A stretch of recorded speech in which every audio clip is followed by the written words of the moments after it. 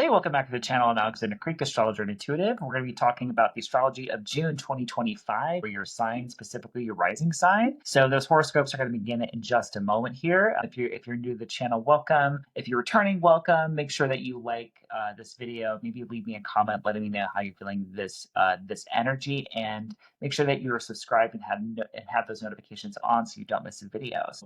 I am a professional astrologer and psychic medium, so I can only look so much at your chart over a general video. I'd love to look at your chart in depth for you, talk about your purpose and destiny, every other area of your life, and also look at where you are in time, these upcoming cycles. I love predictive work in astrology. And if you want to kind of get more insight from your spirit guides on any area of life or talk to past or loved ones, I do that professionally as a psychic medium as well. So if you'd like to work with me further or find out more information about my services, the only way to book with me is through my website, dogstararoracle.com. I'm going to leave the link in the comment section with everything else, with every other link on YouTube, or if you're listening on the audio, it's going to be in the show notes. So hope to see you in my practice soon. But let's get to these forecasts. So June 2025 really brings in some very significant, very positive shifts. We've dealt with some very challenging and some very tumultuous energy in 2025. 2025 is one of those years where we really feel like there's a lot of things in flux. We're going into some really new cycles, like we're going into like a new era. We can kind of tell by looking around at the world, that we've been dealing with some challenging energy, and we have a lot of significant changes that have come our way. But this month is when we can start to see some really juicy astrology that brings in some really beneficial energy. Most notably, this is the arrival of Jupiter, the planet of expansion, of luck, and wisdom, going into the sign of Cancer. And this is the sign of its exaltation, meaning that we get the best of what Jupiter has to offer. So, given that Jupiter is the greater benefic, it likes to help us to expand, to bring some good fortune sort of into our lives. Jupiter in Cancer is going to be able to bring a lot of blessings our way, and really just like a lot of support, especially to the part of your chart that contains the sign of Cancer. And remember that for several weeks at the beginning of this year, I think for a couple months, I can't remember when exactly, it was like January through part of March, we had a Mars retrograde in Cancer. Mars is sort of like this planet of inflammation, and like, yes, it's the planet of action and energy, but it's also like the planet of war. It is a malefic. It is not a positive planet. Jupiter in Cancer coming in is going to sort of offer like support and blessings, where Mars kind of gave us some inflammation and irritation.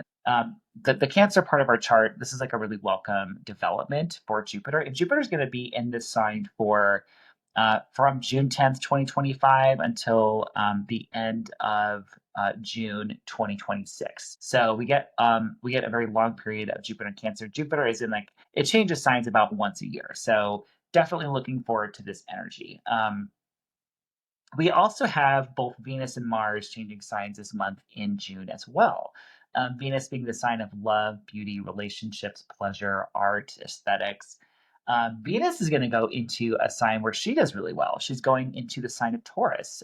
Venus rules two signs. She rules Taurus and Libra. And remember, whenever a planet rules a sign, it just does it again, kind of like Jupiter going into Cancer. It is going to be able to offer us like the best of what she has to offer going into Taurus.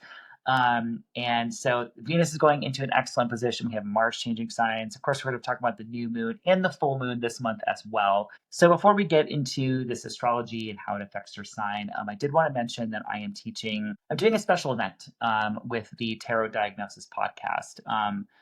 This is the Summer Solstice Summit. So this is an online event during the summer solstice. Got it? Where you learn tarot, spirituality, kind of witchy wellness tips, and astrology. So I will be teaching you about the chart ruler in the birth chart and how it is like the key to understanding your birth chart as a whole. And it's also like the key to really kind of understanding where you're going in this life and your destiny, and kind of understanding your purpose. So if you are wanting to get in on that, definitely check out the link in my comments or the link in the show notes. You can kind of head to the tarotdiagnosis.com to learn all about it. So I will see you there. Let's go ahead and get into the astrology. Okay, so we're going to go ahead and get going with these horoscopes now. So If you've never had a horoscope by me on YouTube or anywhere else, I do really recommend you listen for your rising sign. So we're going to start with Aries and then go in the order of the zodiac. So you can either look at the chapters below on YouTube, or you can click on or you can click on the show notes if you're listening to the audio version of this, and then find the timestamp there. But yeah, listen for your rising sign. I recommend that. You can always weave in your sun or moon later, but start with the rising sign. So let's go ahead and start with Aries rising first. This is my second time recording Aries because I screwed it up the first time. So I'm gonna pretend this is all fresh information for me. Okay. So Aries rising. First of all, we have Venus, the planet of love and beauty and relationships and aesthetics and art and physical beauty. Uh, excuse me, it is going into the sign of Taurus, which rules like sensual physical beauty. Venus it rules Taurus. It also rules Libra. So Venus is in really great condition here. Venus and Taurus really kind of helps us like enjoy being our bodies and enjoy being on Earth. She has a really good sense of values and also just like kind of mastery over like the physical realm. So Venus in Taurus for you is good for money things. It's good for because Venus smooths things over, it magnetizes things to her. So this can help you make more money or bring in like another income source, or just be smarter about your finances and movable assets, like kind of recognizing like the value of the stuff that you have, the skills that you have, and also the money that you have.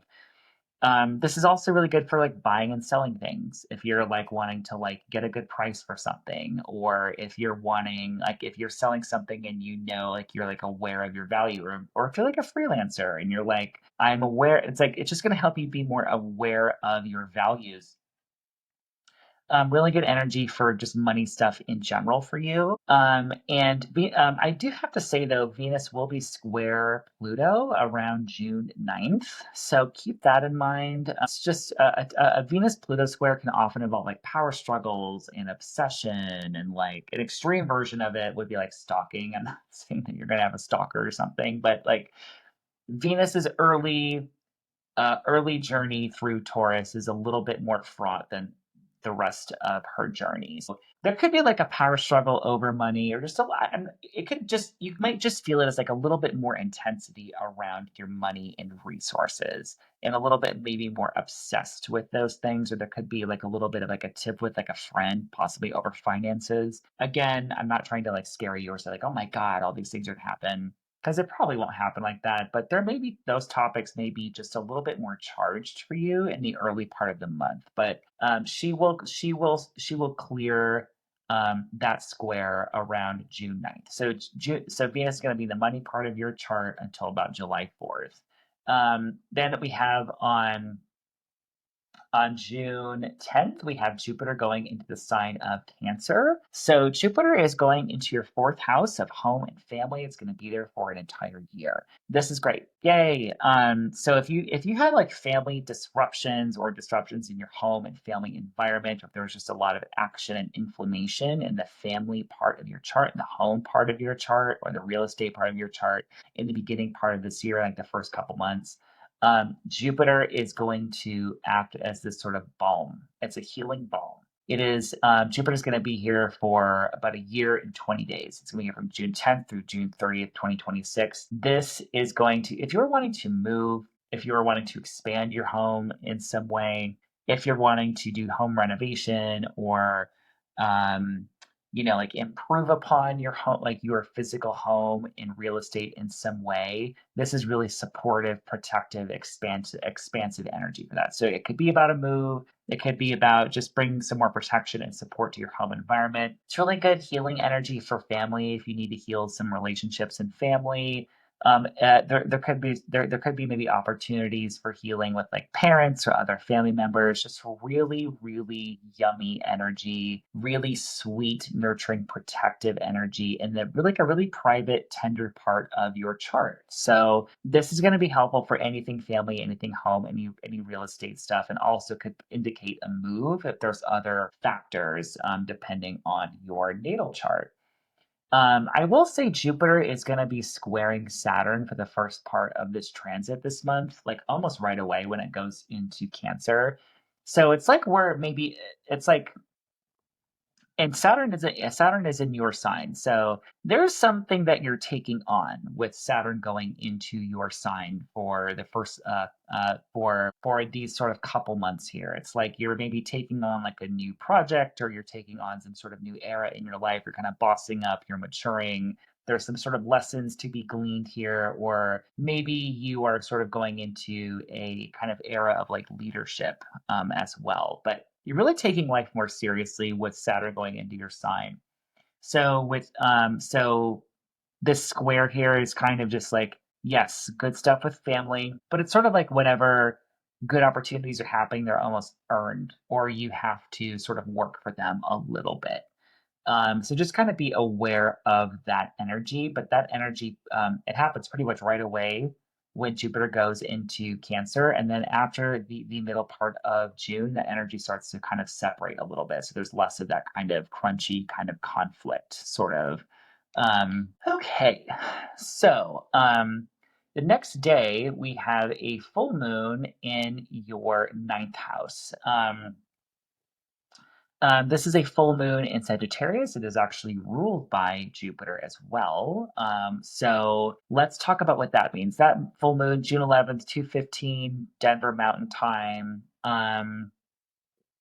This could be so, full moons could be completion, culmination, an event or an awareness, or just like a lot of activity in the part of your chart where it is happening. This is a very passionate, expansive, adventurous kind of full moon.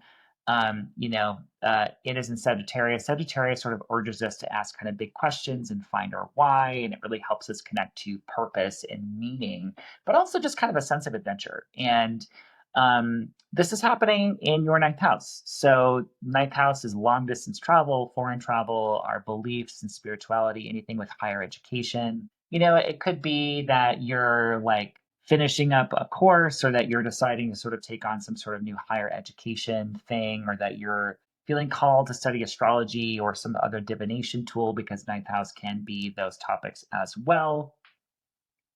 It could be something like around, like literally around travel. The ninth house also rules like publishing and media, so you could be, submitting like a book proposal, or publishing something, or there's something important that you're doing, like in like on YouTube, for example, that is also like a ninth house matter. So any kind of media or broadcasting endeavor.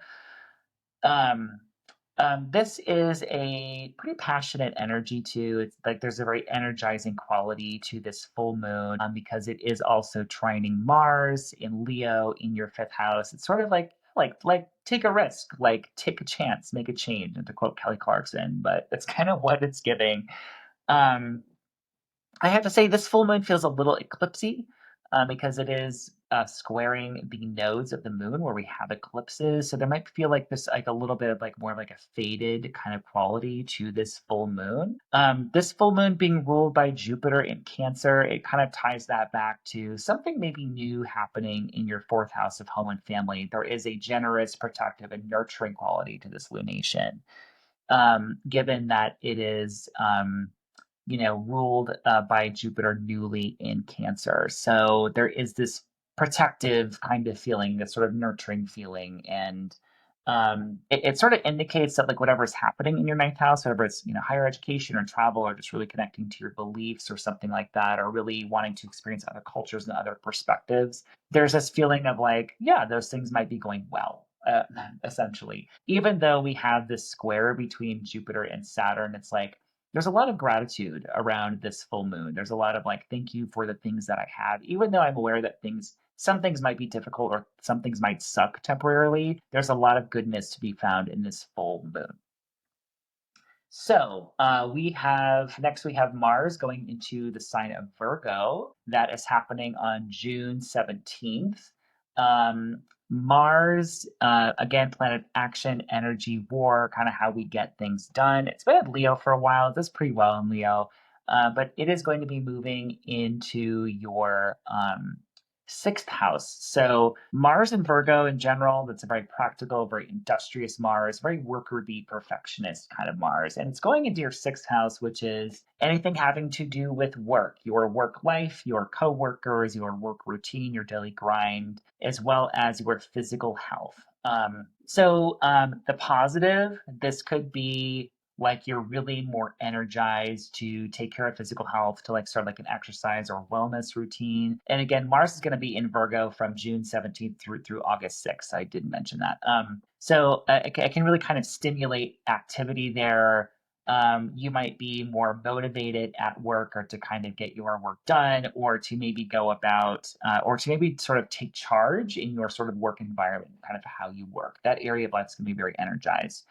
On the negative, Mars can sometimes be challenges and like inflammation, or just like, like aggression. So it might be like, oh, we might have to sort of, there might be a little bit more work than we want in our workplace, or we may have to deal with, some dust ups between like a coworker or something here, or there's something to kind of, or there's maybe some sort of conflict to manage. So just be aware that there might be some bumps, in the road with Mars going through Virgo in your 6th house. But Mars in Virgo is in pretty good condition. It's not really making um, like many difficult aspects in the sky. So it looks like fairly smooth sailing, I want to say, with Mars. The only thing I want to tell you is remember to take breaks and take rest, because Mars will be near the South Node. The South Node can be a bit draining.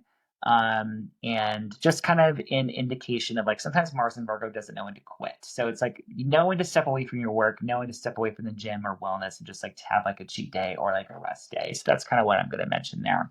So that brings us to the new moon. The new moon in Cancer, really special new moon, honestly. This is, let me look, I gotta go back to Aries. This is really when you may start seeing like a new beginning or something really special beginning to unfold in your home and family sector. So, excuse me, this new moon is in Cancer. But it happens about June 25th, about 5:15 in the morning, Mountain Time. Excuse me. This new moon is in Cancer, and it is also conjunct Jupiter. So first of all, whenever we have a new moon in Cancer, or when we talk about the sign Cancer, it really brings forward these themes of like nurturing and protection and family and emotions and looking at the past and like connecting to intuition and connecting to just sort of like this sort of mother kind of energy. The moon actually rules Cancer, so new moon in Cancer is always like a little bit extra special, and so this does represent like a new beginning, like a seed being planted, and I really feel like there's some healing beginning here. And again, it does have to do quite literally with your home, with where you are living, with real estate, and with family matters, with parents, with if you're wanting to do like healing work with ancestors or connecting more to your roots, it's going to really connect you very, very deeply to that. And this is extra special because this new moon is with Jupiter, and Jupiter expands what it touches. Jupiter in Cancer especially has this healing, protective quality to it. There's a very protected, kind of fortunate thing here. And it's even made more interesting because just hours before, on June 24th, there is a Jupiter Sun cazimi. So that means Jupiter is in the heart of the sun. It's raised up to this elevated position. And it just really signifies that there's something very beneficial, I feel like, happening in this part of your chart. So if you're wanting to move, if you're wanting to start like a home project, or if you're wanting to sort of initiate some healing, or just even just taking notice of the kind of, you don't need to feel like a rush to start something new every time there's like some sort of amazing astrology happening. It's just like even just witnessing what is going on. But I would be listening to the universe on like messages around home and family for you. Um, special new beginning in the home and family part of your chart. This new moon is square Saturn. It is moving past it though, so it's almost like, yeah, again, we're aware of maybe there is something kind of sucky happening or something a little bit more difficult, but there's a lot of blessings to be found here. I'll say lastly, this new moon, there is a sextile to Mars, so that is a flowing aspect. There's an energizing quality to this. It's like It's giving if you want it's giving like the energy of like, I'm gonna get something done, I'm gonna work on something. It's giving me like a little gas in my tank. And there's a so yeah, so that's a gorgeous new moon. That's June for the sign of Aries. So let's talk about Taurus. All right, Taurus rising. Taurus rising. Okay, so Venus is going into Taurus, your sign, from June 6th through July 4th. It's extra special for you because Venus is your chart ruler. Venus rules, Venus is a planet of love and beauty and relationships. And when Venus is in good condition, that just helps your whole life. Taurus, that helps you feel better, helps you look better, helps you feel you're sort of most sensual and magnetic. And it also helps improve things in your work life and in your health as well, because it rules those topics for you as well, because it does rule your sixth house, because it is ruled by Libra. So Venus is going into your sign. This is time to shine. This is time to treat yourself. This is time to put a little effort into your appearance and identity, because, Venus is like the planet of like adorning things. And your first house is your body, your appearance, and your identity and your overall energy.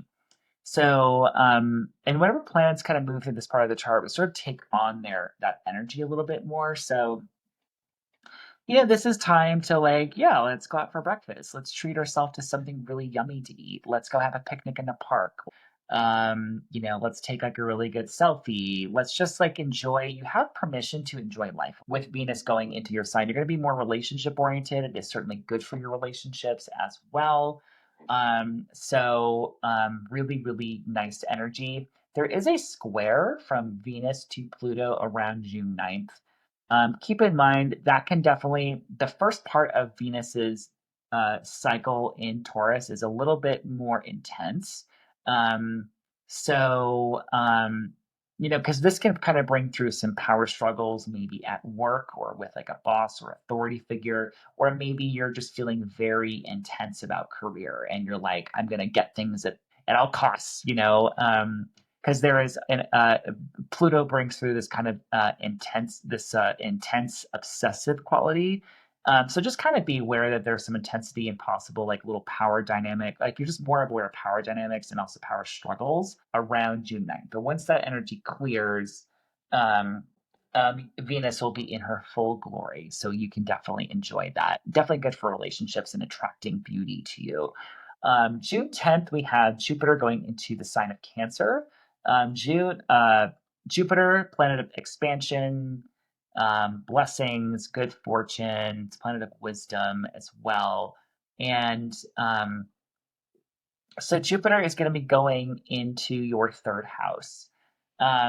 And again, Jupiter in Cancer, really like the best Jupiter has to offer. Mars went through this part of your chart for a couple months earlier this year. And if you remember any like tough conversations, if you had some verbal battles or some, like nippy emails with someone, or even conflicts with siblings or people in your local community, or perhaps there were some struggles around learning or studying something, or like public speaking. Jupiter, it's like opens the door to expansion and healing in that area. So anything around travel, it's not necessarily foreign travel or like super long distance travel, but just like day-to-day trips and comings and goings. There's opportunities for you there.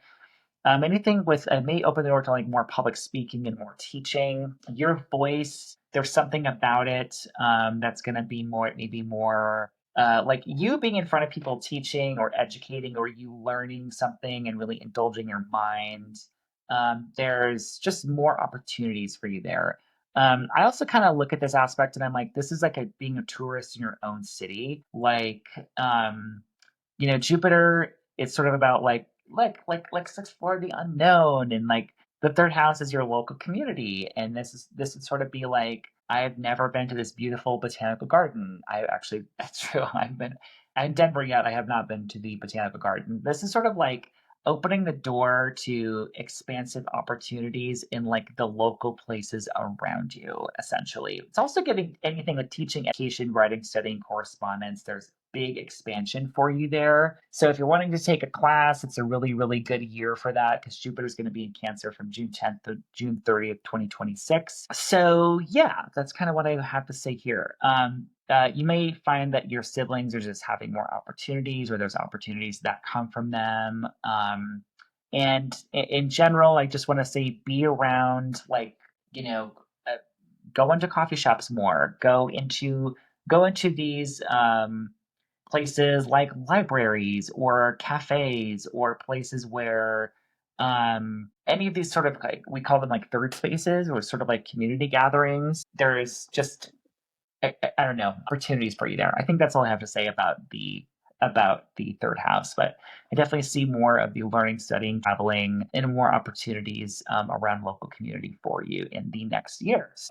Full moon. We have a full moon in Sagittarius on June 11th, about 2:15 Denver time, just a day after Jupiter goes into Cancer.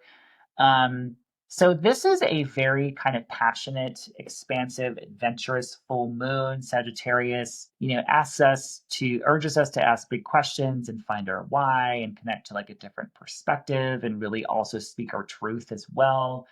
And also sometimes at Sagittarius, just kind of asks us to like, let's go on an adventure. Let's just like see what happens. So there's definitely that quality to this full moon. For you, this full moon falls in your eighth house. So there may be some sort of completion or culmination or event coming up that really has you the eighth house is like about topics that no, it's about taboo topics. This is matters of there's a big financial component here. You could be like looking at like estate planning, taxes, something to do with an inheritance. There, you could be making moves with like the eighth house is other people's money. So that's investments, loans, and savings, and retirement stuff, and all that kind of stuff, like around like accounting. But there could be just something coming up about that, or something coming up around like you and like a partner's money, how you pool things together, or your partner's resources. So those kinds of things could come up. Also, just like you kind of exploring kind of deeper emotional stuff too, because the eighth house can be like buried emotions and buried like emotional trauma. So you could be kind of like releasing some of that with this full moon. This is a very energizing full moon, though, just in general. I have to say though that this full moon does feel a little eclipsy, meaning this full moon is at the bendings, or at the bends. I forgot what it's called, but basically it's square the nodes. The nodes are where eclipses happen. So this full moon might have a little bit of like a faded kind of quality to it, or just feel a little strange, because the eclipses always just kind of feel a little odd, like we're kind of like another reality for like a little bit. Lastly, this full moon is ruled by Jupiter newly in Cancer. So there is like a generous, protective, nurturing quality to this full moon. So even if you're dealing with more difficult topics or more private matters, there's still a kind of a healing quality to this full moon. Even though I will say Jupiter is going to be square Saturn in your 12th house. So there's like this full moon, there's a lot about gratitude and having gratitude for the things that we have and the opportunities that are coming, even if we're having to work for something where there's a little bit of difficulty, rarely difficulty around it. So just kind of keep that in mind. So let's look at Mars going into Virgo. Mars is the planet of action and energy, how we get things done. And also inflammation and war. So definitely interesting energy. Mars is going to go into your fifth house. Mars, it's interesting because Mars is a industrious worker bee perfectionist energy. Or excuse me, it is when it is in the sign of Virgos. On the positive, you might be more motivated to, frankly, because it's going into your fifth house. Your fifth house is interesting, Taurus rising, because fifth house is children, it's romance, it's recreation, it's things that you create. And you have Virgo ruling your fifth house. So sometimes I feel like maybe Taurus risings like work for fun, or it's like hard to relax. So, but Mars going through your fifth house, you just might be more motivated to have some more fun. It does add kind of some sexual energy to this part of your chart. Mars is heat, fifth house is sex. You could just be more. I'm gonna say you could just be more motivated to just have like recreational like activities or dates or like just kind of have some fun. At the same time, the negative, Mars can sometimes indicate conflict or inflammation. It could be like a conflict with like a child, because fifth house is children, or some kind of conflict around like pregnancy or childbirth or something. I would take that with a grain of salt, actually. I would say more like a conflict with like with a child, or like a child acting up or something like that. And so Mars can just kind of indicate like conflict in those areas. However, Mars is in pretty chill condition in Virgo. So Mars isn't really running into any like difficult aspects in the sky in this time in Virgo. I think it just might feel more energized in that part of your chart. So Mars is going to be in Virgo June 17th through October 6th. And then finally we get to a really special new moon in Cancer on June 25th, about 5:15 a.m. Denver time. This moon's about 4 degrees. This new moon is conjunct Jupiter. So there's like a new opportunity or something new unfolding. It could be a new class, something that you are studying. It could be some sort of new opportunity with like a sibling or something involving travel. It could also be, again, those things I talked about, like local community, or also how you get around, like transportation. That's also the third house as well. So there's some sort of new special thing developing in this part of your chart because this new moon is conjunct Jupiter. And Jupiter has this, it expands anything it touches, and it really adds this like magical kind of chef's kiss, protective, nurturing energy when it is in Cancer. Really great time for new beginnings around any of those topics, or really like around any beginning that you want. But definitely there feels like there's something kind of getting going, or some sort of new seed of beautiful new beginning happening in that third house of your chart. So, special blessing for that third house part of your chart. This is also a very energizing new moon as well because it is sextile to Mars. So it might be something like creative, that you like, some sort of creative communications project or something like that, or some sort of creative thing that you're developing, like with like people in your community, something like that. Um, and again, no new moon is perfect. This new moon is square Saturn a little bit, but that energy is separating, so it's not as strong. So, like, it's like maybe it's like, yeah, we can kind of feel like there's an obstacle, but it's like there's so much good happening, it sort of overcomes that. So that's what we have for Taurus rising for the month of June. Let's talk about Cancer next. Or excuse me, Gemini next.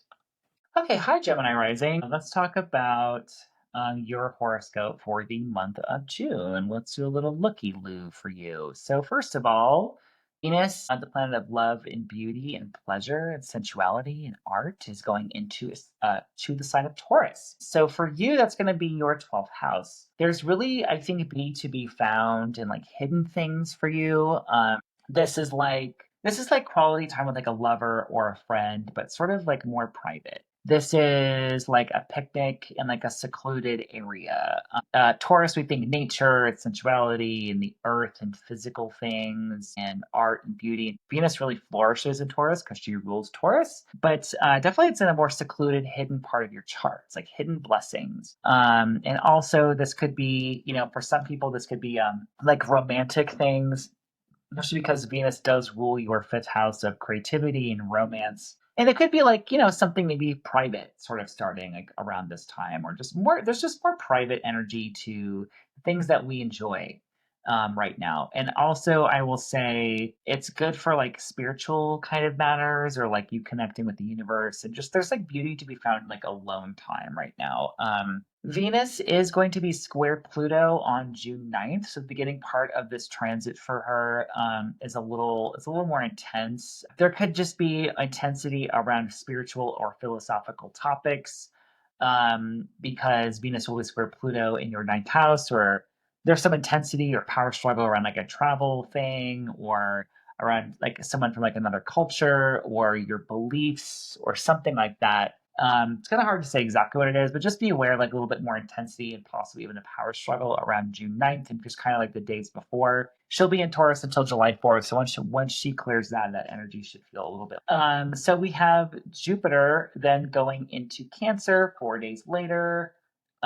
Jupiter being the planet of expansion and prosperity and good fortune and wisdom. So Jupiter is actually going into Jupiter's going into your financial house. Hell yeah. It's going to be there for about a year, 20 days. It's going to be from June 10th through June 30th, 2026. Remember, this is Jupiter in its exaltation, the best of what Jupiter has to offer.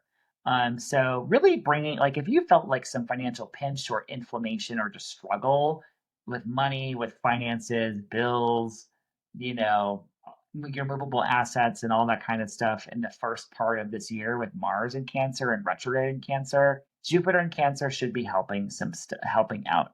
It can increase your income potential. It can help out with money. It could also mean that like a partner's making more money too because Jupiter rules partnership for you, or there's some sort of connection between partnership and your income.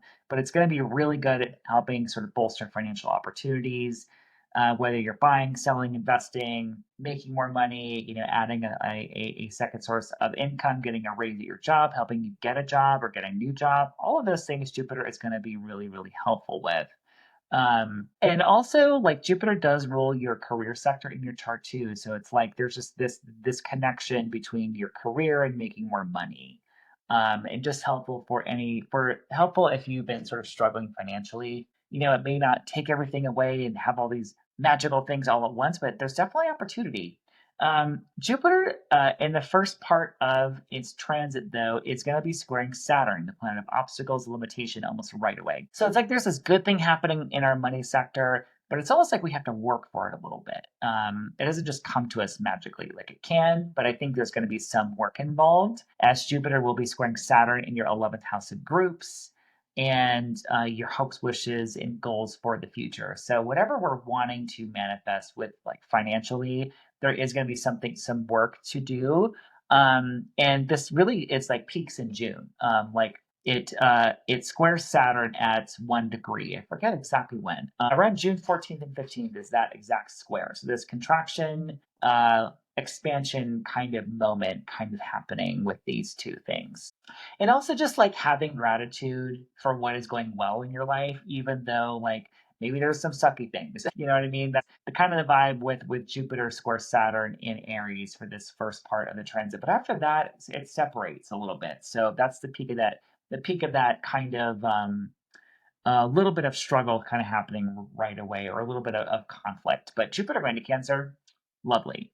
So it's going to be there until June 30th, 2026. So that brings us to the full moon in Sagittarius that is happening on June 11th, so the day after Jupiter goes into Cancer, around 2:15 Denver time or 2:15 Mountain Time. So this is a very passionate, expansive, adventurous full moon. Whenever we have Sagittarius, it kind of brings these themes forward of like asking the big questions, finding our why, experiencing the unknown, connecting to our beliefs, and also kind of going on a little bit of an adventure. This full moon, full moons do tend to be about completion or culmination or like a heightening of activity. And this is happening in your partnership sector. So there could be something around a relationship that really kind of comes forward into your awareness. It could be an ending. It could also just be a fulfillment. It could be something, some sort of new stage in a partnership or a relationship. It could be, doesn't have to be just romantic. It could definitely be romantic, like a marriage partner. It also could be a business partnership or some sort of platonic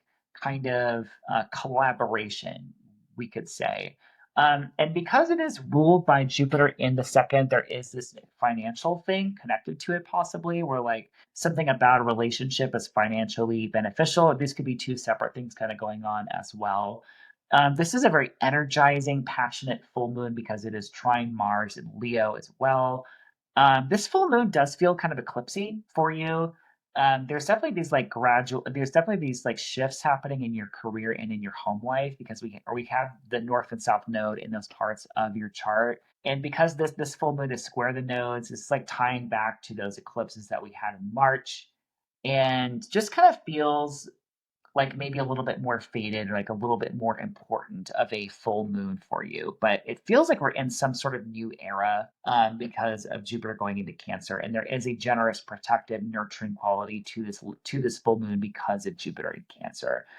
There is, that feeling of maybe we're pushing up against some sort of like limitation, like we're wanting to expand in some way financially, but perhaps there's something kind of in the way right now. That does, I think, start to clear after the middle of the month. So just know, like, if there's a little bit of difficulty there, that does begin to clear. And also there is a sort of a spiritual vibe to this full moon because ruled by Jupiter, the original planet of spirituality, but this Jupiter is also squared Neptune during this full moon as well. So like there could be this feeling of like, yes, we're feeling connected to the cosmos, but maybe a little bit confused about something, and maybe even feeling like a little bit confused about something with like, maybe not confused, but there's something maybe with like our friendships or our social groups, like where do we stand or where do we belong?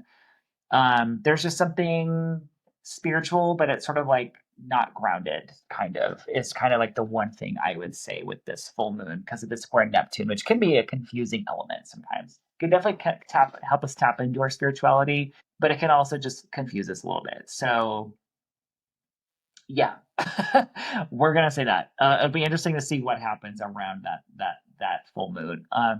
So Mars, the planet of action, energy, how we get stuff done, but also inflammation and conflict, is going into Virgo on June 17th. It will be there till August 6th.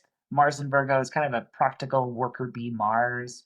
And this can be so you may be more motivated. So the positive, you may be more motivated to get stuff done around the home. There's a lot more energizing activity around the home and around the family. It's like, okay, I'm tearing apart all my closets. I'm reorganizing everything. We're doing home projects, bitch. Like that's what it is.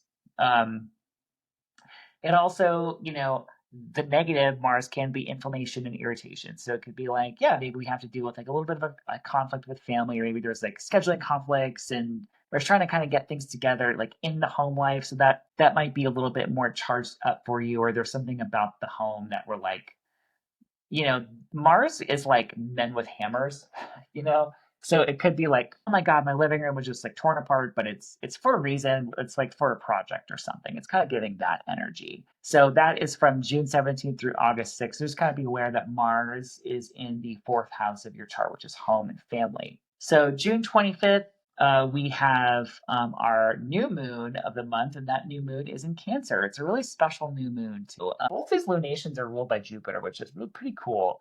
And this is a really special new moon. This new moon is in Cancer. Again, it brings forward those themes of family and nurturing and emotions and the home and like knowing without knowing how we know, just like connecting to our sort of deeper feeling and deeper intuition. So really a very special new moon, especially because this new moon is conjunct Jupiter, newly in Cancer. And it's interesting because we just had a Jupiter Cazimi the day before. So Jupiter's in the heart of the sun.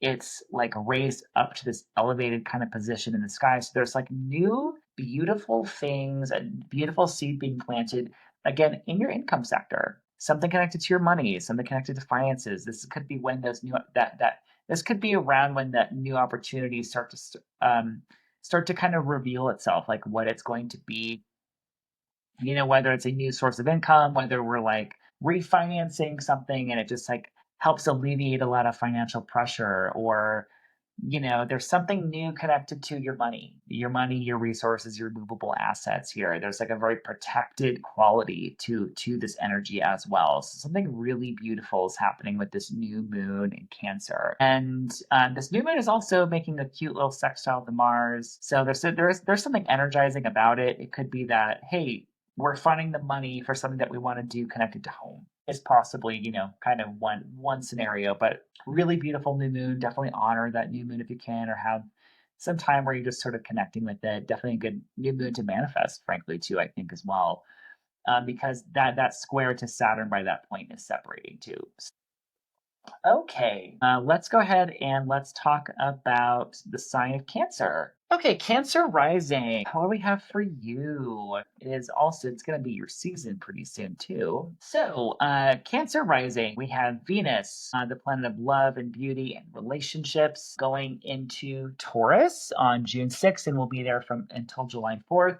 That for you is your 11th house. So Venus, so first of all, Venus going to Taurus, great thing. Like I mentioned, she's a planet of love and beauty and relationships, and she's in a sign that she rules, she flourishes in Taurus, and she reminds us that how to be in our bodies and be on Earth, and that like the beautiful things about this reality, like food and sex and feeling gorgeous and yummy. It's all very Venus and Taurus stuff. So the 11th house for you, where Venus is entering. 11th house rules like colleagues and friends in our social groups. Also, like goals, wishes, and hopes for the future. It's considered more like a fortunate place in the chart. So definitely a more, maybe more like a more social time for you, a time to kind of get together with people, very socially active. You could also like this is a time when like people could just help you out, like your friends, your coworkers, your colleagues could have help you network or get opportunities. But it's just more of an optimistic, I think, social time. It's also a good time to kind of think about, I was going to say your goals. I'm not necessarily feeling that. You could work on that. But I'm just going to say enjoy social things and connect with people during this Venus and Taurus transit. There is a square to Pluto around June 9th. Where the fuck is Pluto? Here we go. So there could be like a little bit more intense, charged up energy, like even like a little obsessive energy or something around power dynamics or power struggles, maybe with like friendships and social things and like money stuff or taboo stuff, or really, I'm kind of getting like a power dynamic kind of feeling. Um, or just something a little bit intense around June 9th. It doesn't have to affect you personally, but just know that that's going to be in the air around that time. And that is a notable aspect that Venus is making. But after that, she clears the energy. It's kind of smooth sailing for her. Because I think I gotta double check something. Did she run into Mars? Nope. Oh, okay. I said that. I was like, let's make sure I'm not lying. Okay. So Jupiter in Cancer, Jupiter, the planet of expansion and wisdom and spirituality and good fortune and prosperity, is moving into the sign of its exaltation. Jupiter in Cancer is like one of the most exciting, I think it's the most exciting transit this year. It's going to bring a lot of healing, I think, to the world and to people. Is it going to fix everything in your life? No, but guess what? As a Cancer rising, Jupiter going through your sign's fucking awesome. so, um, so my reminder: we had Mars in Cancer for like the first 4 months of the year. Mars is action and energy, yes, but it's also conflict, irritation, and inflammation, and it went through your first house, which is identity, appearance, physical body, your life essence. So if we're feeling irritable, if we're not feeling good, if we're having some conflicts or having to address, feeling kind of more edgy, Jupiter Cancer will be very helpful for kind of smoothing out those areas that kind of affected by Mars earlier in the year. And I really just feel like this is time to this year from June 10th to June 30th. This is really, I think, like the time when like the universe, I think, is going to deliver on some blessings for you. Like, I don't make proclamations like that very often, but it really feels like this is the time for Cancer rising of like, this is just opportunities. It's more optimism. It's a feeling of expansiveness and some luck. It's like, oh, thank God, my opportunities are here. And also, this is a time when you're really going to reconnect with your faith and connection to the universe and connection to spirit. Because Jupiter really part is about faith and spirituality, and it's really, you're going to be connecting to your inner sense of like gut knowing, and it's just a really fortunate energy with Jupiter going through your sign. Some themes that you might encounter, it might be some opportunities to travel or to learn new things, broaden your horizons, and just sort of saying yes to things. It's like when you want to say yes to things in life, it's Jupiter going through your sign. Also, Jupiter does rule work for you, like work and health stuff. So it can be good news for health things or for more work opportunities or for a better work opportunity. And it also rules ninth house travel. So foreign travel, um, foreign travel, higher education, your spirituality, learning things like astrology or something like that. So it could bring in help to improve those areas of your life as well. This first part of the month, though, this first half, Jupiter is square Saturn. So like we're going into some sort of new professional era for you, but that's going to involve some work. And it's like whatever opportunities kind of come your way this first part of the month, you're going to be working for them, or there's this kind of feeling of like having gratitude and blessings, yes, but there is a feeling of like I have to work for it. If there's something a little bit limiting, but that does kind of clear, I think, after the middle of the month when we have that square exactly around June 15th. So, um, June 11th, the very next day, we have a full moon we have a full moon in Sagittarius. And that's happening at 2:15 Denver time, so 2:15 Mountain time. That is happening in your sixth house. So there could be some sort of completion or ending or some more activity or event or something connected to your work. It could be that you're leaving a job or that you find a new one, or that we're really kind of paying attention to our health and that there's some sort of new health routine that's really starting to blossom and kind of flourish at this time, but you're having some more awareness or information around. It could also be around a pet too, because sometimes sixth house can be our domesticated animals and pets. There's generally a very passionate, expansive, adventurous quality to this energy. So I do think this energy is more favorable. Sagittarius kind of urges us to ask big questions and to find our why and connect to meaning and belief and adventure. And this is trine Mars in your second house. So there's like this passionate, active energy, and it's kind of connecting your work sector with your money sector. So it could be like that there is some work, money, professional thing kind of developing at this time, and like I'm finding the work I want to do, or I'm kind of, like there's some change and there's some chapter development in your work, perhaps around this time. This full moon does feel kind of eclipsy as well, meaning, you know, this full moon is square the nodes, so there could be like a more faded kind of feeling to this. Um, because I don't know what to say here. It just feels a little. When the full moon is square the nodes, I just think it could feel a little bit more like an eclipse. Maybe something comes on suddenly, or there's like a more faded kind of feeling to this energy. But generally, being ruled by Jupiter and Cancer, I think there is a generous, protective, and nurturing quality to this lunation. Even though there is that awareness of like, yeah, we might have some limitations that we're kind of bumping up against maybe in our career right now. But again, remember that energy kind of clears after the middle of the month. So then we have Mars going into Virgo on June 17th, and it's going to be there until August 6th. Mars in Virgo, worker bee, industrious, perfectionist Mars. You're going to feel maybe some more motivation, action, energy kind of in your immediate environment. It's like, I have more errands to run. I have places to be. I have people to see. We have things to check off our to-do list. It could be that there's more energy around like learning or studying something or like a class or certification. Mars can also be difficulties too. It can be challenges and just kind of inflammation. I would, kind of be like, yeah, don't drive too fast in traffic. Check your tires, because third house can be how you get around in your commute. So just kind of keeping a little special eye on those things. And it could be that you just have a little bit of a sharper tongue around this time too. But otherwise, Mars doesn't really have like difficult aspects in the sky during its transit through your third house. So I don't see it as like especially problematic, but you want to consider your own natal chart. And I just kind of I like to kind of give those possibilities. How the sun is like right in my eye. I don't know if you can tell, like I cannot wait to move. I just saying that out on YouTube when I'm moving in September and I'm ready for a new apartment. I'm ready for that sun to stop blinding me when I'm trying to film videos. Okay, so June 25th, new moon in your sign. This is a chef's kiss new moon for you, Cancer rising. This is a really special new moon. First of all, the new moon in Cancer is always going to be, it's always going to bring forward those themes of home and family and nurturing and connecting to your emotions and like resetting. This is a new beginning reset for you.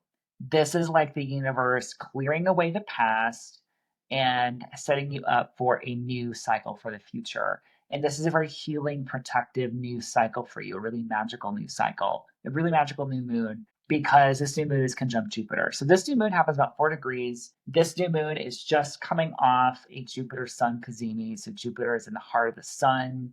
It is receiving these sort of like new instructions. It's like really elevated and raised up and really, really magical energy. And this is in your first house. So this represents your life force, your appearance, your identity, your health, your body. Like this is new moon, new you, very, very healing energy, very expansive energy. It's like, I just think that this is a really special blessing for you. It's a really, really beautiful new, and I think it's like really one of the best cycles that we've seen for you in a long time.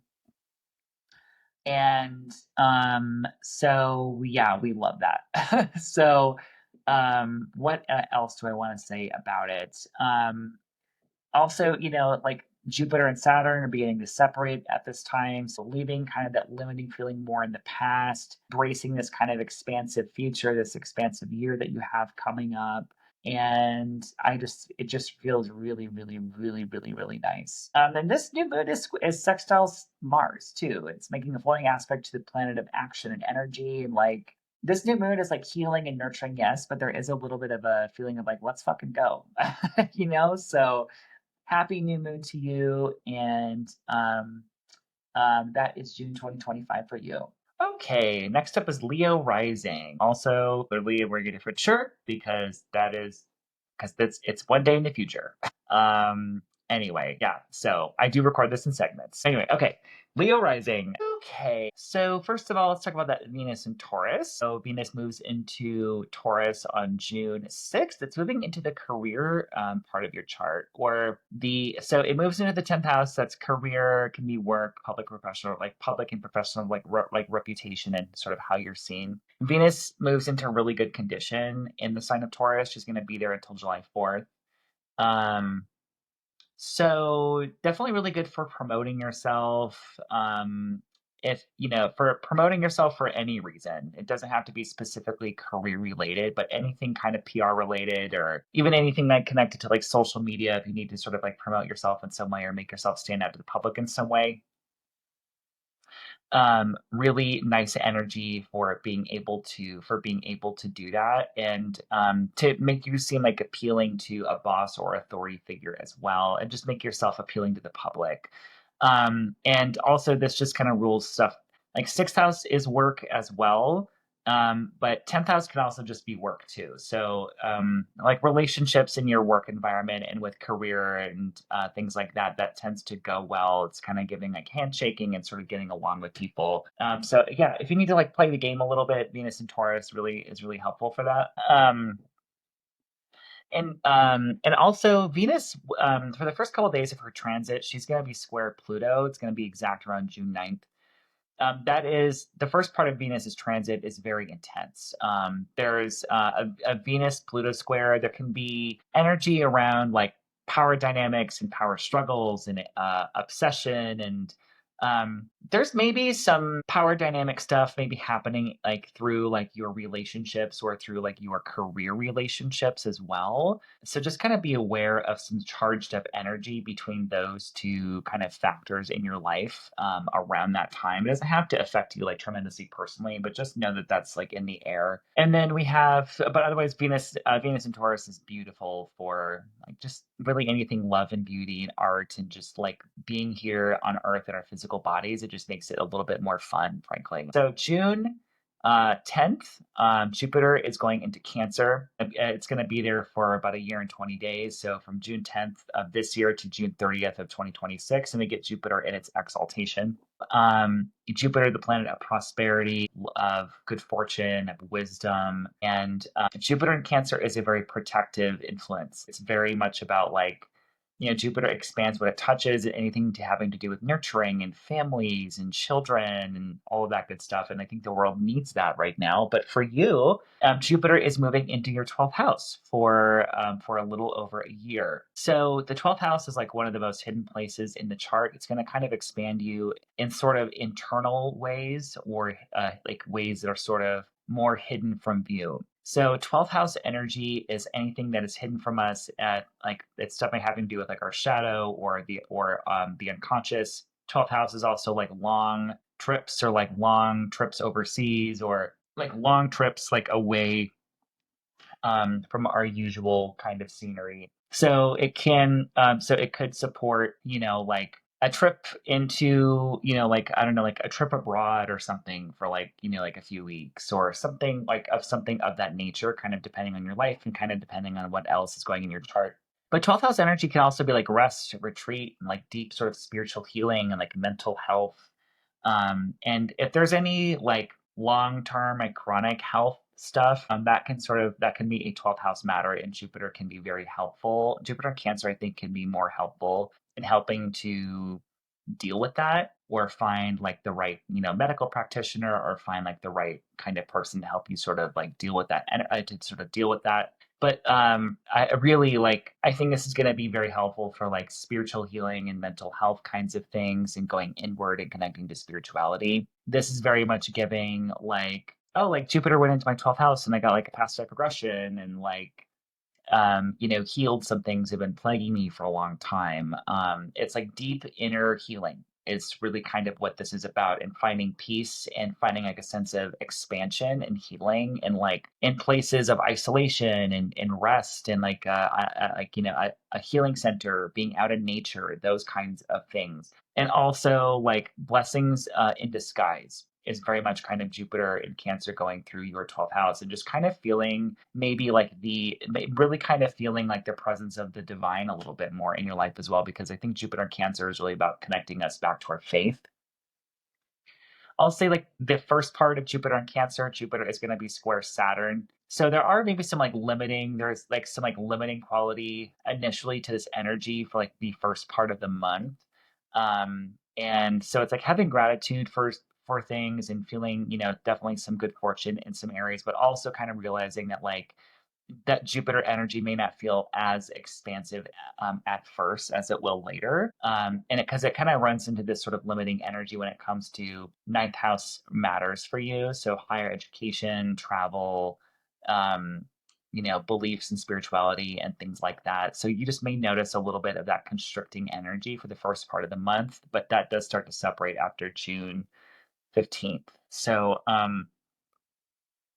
that brings us to our full moon. So we have our full moon on June 11th, and that is going to be in the sign of Sagittarius. This is a really expansive, interest full moon for you. This falls in your fifth house. This full moon is, I think, going to be asking you to have a little bit of fun, like to maybe take a little bit of a risk, because it's happening in your fifth house. Fifth house stuff is romance, it's creativity, it's things that we create, put into the world. It's children, childbirth, and also just hobbies and recreation, and just kind of like where our fun is in our life. And this feels like a very kind of mostly like a fun new moon or a fun kind of full moon, because it is Sagittarius. Sagittarius is kind of like a sign that likes to have fun. Sagittarius urges us to ask big questions and kind of find our why, and connects us to like our philosophy and spirituality, but also our sense of adventure. And this full moon is trine Mars, the planet of action, moving through your first house of self. So it's like, I just kind of maybe see you putting yourself out there a little bit. It's like kind of getting your spark back under this full moon. And it could also be a matter of some sort of completion or culmination regarding children, or like an event in a child's life that is connected to you. It could be something around that as well. It could be something with like a romantic thing. But I just kind of feel like this full moon is like go put yourself out there. There's a lot of activity in that area of life for you. You could be completing some sort of creative project or maybe having a creative spark, but there's just a lot of spark with this full moon.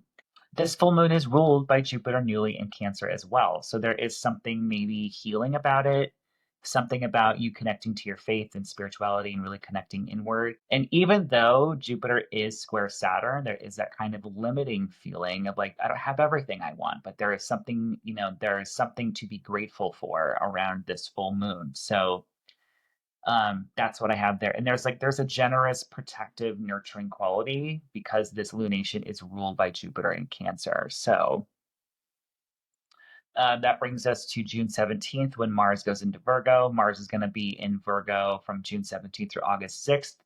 I got to back up an hour. So Mars in Virgo, Mars, planet of action and energy, and also inflammation and irritation and conflict. It's going into the sign of like the worker bee. It's very kind of industrious, perfectionist Mars. You're going to be more concerned about your money. And Mars is going into your second house of finances and movable assets. So you might be more motivated to make more money, you might be spending more money during this time period. But you're just going to be more kind of focused and sort of aware of it. I might put a little extra in savings for a rainy day here, because sometimes Mars can be inflammation, and it's like I had to spend money on this and then on this. So I would definitely maybe put some aside just in case. Mars and Virgo, it's not really making any aspects in the sky that are like super concerning. It depends on your natal chart, but sometimes Mars can be like irritation and inflammation. So I could see you spending money that you don't want to spend. So I would put a little aside in savings, but you also could just be more driven to be making more money during this time as well. Um, so that brings us to our new moon. We have the new moon is going to be June 25th, about 5:15 a.m. Denver time. If I remember correctly. But yeah, like early in the morning, June 25th. That we have a new moon in Cancer. This is a really, I think, beautiful, very special new moon that we have here. So this is really something to look forward to. This is a new moon in Cancer. Whenever we think Cancer, with these themes come forward of nurturing and family and emotional memory and the past and nostalgia and intuitive knowing as well. Cancer is a very spookily psychic kind of sign, and it's in a very kind of spooky part of your chart because this new moon falls in your 12th house. This new moon is conjunct Jupiter, which is what part of what makes it so special. New moon in Cancer is always um, gonna feel like a new moon in Cancer is always a little bit fortunate because the moon rules Cancer. So like the moon has a lot of stability in Cancer. So it's able to sort of like, if you're doing like your new moon wishes and your new moon manifestation, it's always a good time to do it under a new moon in Cancer. But this one it's connected to Jupiter, and this is really it's interesting too because there was a Jupiter Kazemi just the day before on June 24th. So it's like we're really gonna maybe start to understand the themes of Jupiter and Cancer in our life around this time. And Jupiter Kazemi just means Jupiter in the heart of the sun. It's raised and elevated up to a certain degree, and you really can start to feel its energy around that time. And so this energy, it's sort of like Jupiter and Cancer is really being born. Or really going to sort of notice sort of those life themes for you. So that's a extremely fortunate energy is when Jupiter is conjunct the moon, especially Jupiter in Cancer, because Jupiter is exalted in that sign. It is the best of what Jupiter has to offer. And also at this time, Jupiter would be separating from Saturn as well. So some of that limiting energy that I was talking about at the beginning of the month is kind of starting to go in the background. It's still there, but it's not as in our faces. Um, and so that's a very fortunate, generous, good fortune energy. Again, for you, it may be on a new beginning on something that's sort of taking place in like the background a little bit, that's like hidden from public view. It could be something internal, something spiritual, or just something that not everyone is seeing or knows about. It's a very sort of private part of your chart, but it's still special nonetheless. And I think will really connect you to your faith and help heal you on an emotional and sort of mental level is kind of what I'm getting there. This new moon is square Neptune. I do want to kind of point that out. There is something very cosmic and spiritual about this new moon, but potentially a little foggy and fuzzy. It's sort of like we may not know the details, but we're feeling connected and we're feeling creative. So this new moon is there's a nice little sextile to Mars too. So it's like you might be busy, or like maybe not busy, but just a feeling of like it's certainly energizing. It's kind of giving like we're maybe working on something. It could be a new project connected to your income or making money too, because it is connected to Mars in your second house. That is the horoscope for Leo rising. Next, let's go ahead and let's talk about Virgo rising. Virgo rising, let me go ahead and shut the window. Okay. Virgo rising, we have Venus going into Taurus. It is Venus, planet of love, beauty, relationships, art, aesthetics, and connection, is going into the sign of its domicile, so its rulership. So it's really in really good condition, going into Taurus. And she's going into your ninth house. So she's going to be there from June 6th until July 4th. this is the ninth house is anything to do with like higher education and other cultures, your beliefs and spirituality. So it could have something to do with like really enjoying. It could be like meeting someone from like another culture and having like a spark with them. More realistically, it could just be like, maybe connecting to other faiths and other cultures, like through food or something. That's a very kind of Venus and Taurus thing. If you have travel coming up during that time period, Venus and Taurus is very helpful for that. It's going to help your travels to go more smoothly and to attract the right people to you and opportunities.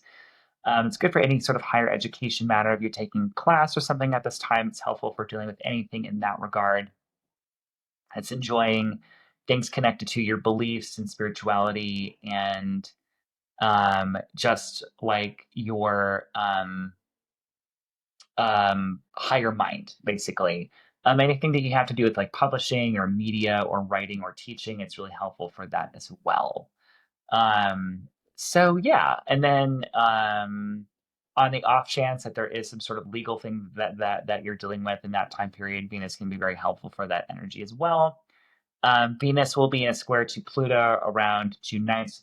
The beginning of this this beginning of this Venus transit, it's a little bit more intense for her, as there's like a lot of like intensity around power dynamics and obsession and like if we have a crush on someone, it's very intense around this time period.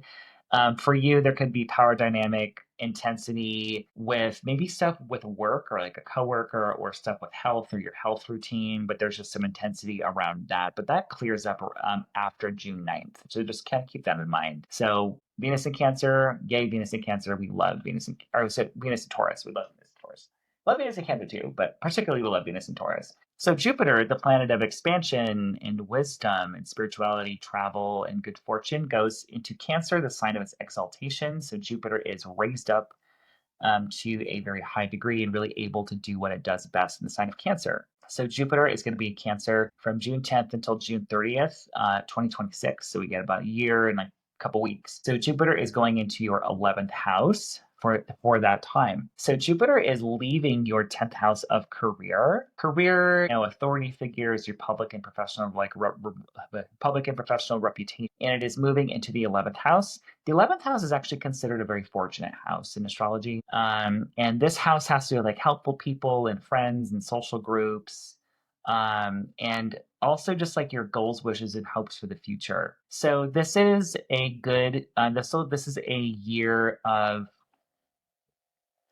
um, like beneficial opportunities that come through your social network or from friends or from colleagues or from helpful people in your life. This is a year like joining together with people, collaborating with people, anything connected to like your social media or your following, it will boost that.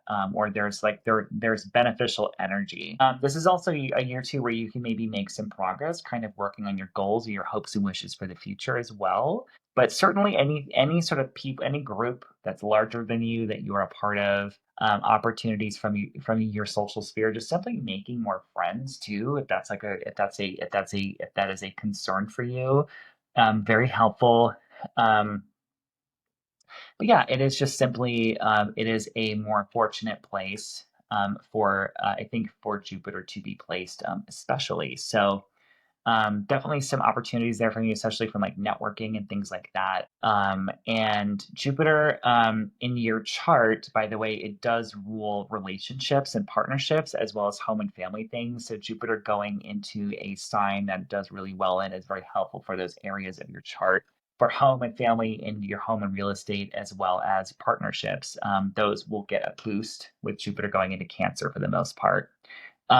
Jupiter is square Saturn during its time in Cancer, or during this part of the year especially, and so almost right away there is like a limiting kind of quality, or there's a feeling of like, yeah, there's some expansion in some areas, but kind of being really aware that we're limited in others. That square will start to fade after June 15th. There's some it's I can't talk. It's going to separate after that time because Saturn is going back into Pisces for the time being after September. So, but that's where it goes exact right away in like the middle of the month and then starts to fade. So just kind of keep that in mind.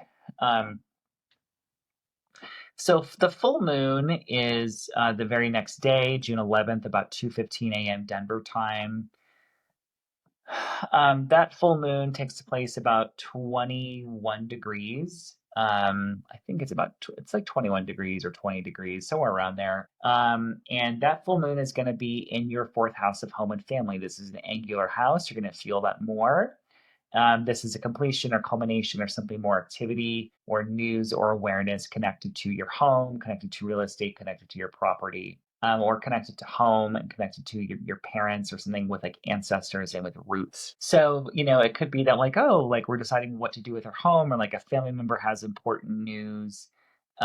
This is, in general, this has a passionate, expansive, and adventurous quality to this full moon. There's like a zest for life kind of with this full moon. It's very active energy because it's in Sagittarius, it's a fire sign. It sort of urges us to ask big questions and, kind of connect to our philosophy and asks us to sort of find our why, but it's also adventurous too. And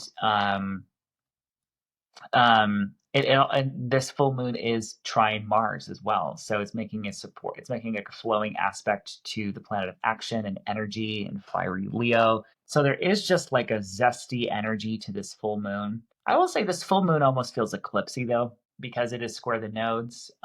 There's more of like a faded kind of quality to it, or just like there could be like a suddenness sort of quality, or just like there's just something maybe kind of echoing stuff that was happening in March, because you have eclipses in your first and seventh houses this year. Like you're really changing, like you're going through some changes on a personal level and in your relationships this year. And this is going to kind of like talk to those sort of changes that have already been sort of taking place. So just kind of keep that in mind. This full moon is ruled by Jupiter newly in Cancer. So I do think that there's like a generous, protective, nurturing quality to it. It may come back to something something sort of starting in your seventh house. So something with like a friend or or a group of people that you are connected to. And there is a feeling of like, yeah, there might be something limiting kind of going on here too, or it's like feeling like some sort of like construction, maybe in the area of finances, because this full moon is ruled by Jupiter square Saturn, so it's like being aware of like the blessings and gratitude for what we have, but feeling maybe like, yeah, we're not getting everything that we want around this full moon. But again, that energy does start to separate a couple days later. We have June 17th, we have Mars, going into the sign of the worker bee, the practical, industrious Virgo, your sign, which means Mars is going into your first house from June 17th through October 6th. Definitely, Mars coming into your first house, you're going to just feel a little bit more martial, more Martian. So a little bit more energized, a little bit more like, let's get up and go, let's get stuff going. At its best, Mars going through your first house can make you feel, again, more energized and just feeling like a little bit more like, don't speak to me like that. Like, I'm going to slap you. How dare you say that to me? And just really kind of more wanting to sort of tackle your to-do list is kind of what it's sort of giving me. You like really kind of more focused on health and like, let's get our health routines in order and that kind of thing. Let's get our shit done and don't mess with me, bitch. It's like you're kind of coming into this warrior energy. Um, on the negative side, Mars can be inflammation or irritation. So there could be some inflammation of like physical body that you want to pay attention to. Like, don't run yourself too ragged. Make sure that you get some rest. Sometimes you can feel a little bit more edgy and irritable with Mars going through your sign. And just things like, yeah, like you just kind of want to be cautious. Let's say you're at the gym. Let's kind of watch where we're going a little bit, or make sure that we're stretching beforehand so we don't like pull a muscle, because that sometimes can just be Mars. It's like we overdo, we overinflame, or we kind of are a little bit more snippy, is kind of the Mars energy. But definitely a time period where you're gonna want to you're gonna have some extra energy and you're gonna want to put it to work, like being productive. So this could also be, I think, like a sharp-tongued kind of energy too, or like a little picky, or kind of emphasize those traits in yourself. But yeah, June 17th through August 6th, that's Mars in Virgo. Finally, we have a new moon in Cancer. This is a really special new moon. I love it.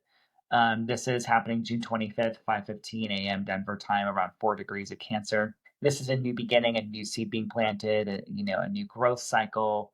And a new moon in Cancer is always a little bit special because the moon rules Cancer. There's like a steady quality to it. It's really going to bring forward these themes of, family and nurturing and like emotional memory in the past. And kind of, this is really a time to like connect to your intuition, definitely too, and to really nurture your faith because this new moon is conjunct Jupiter.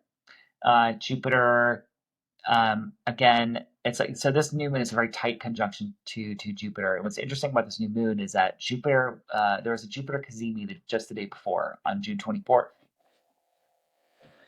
So it's saying like, um, Jupiter's in the heart of the sun around this time, and I think you're really going to be aware of the what Jupiter in Cancer is bringing to us, how it's helping us bless, how it is like what blessings it is offering. Basically, we're going to be aware around this new moon.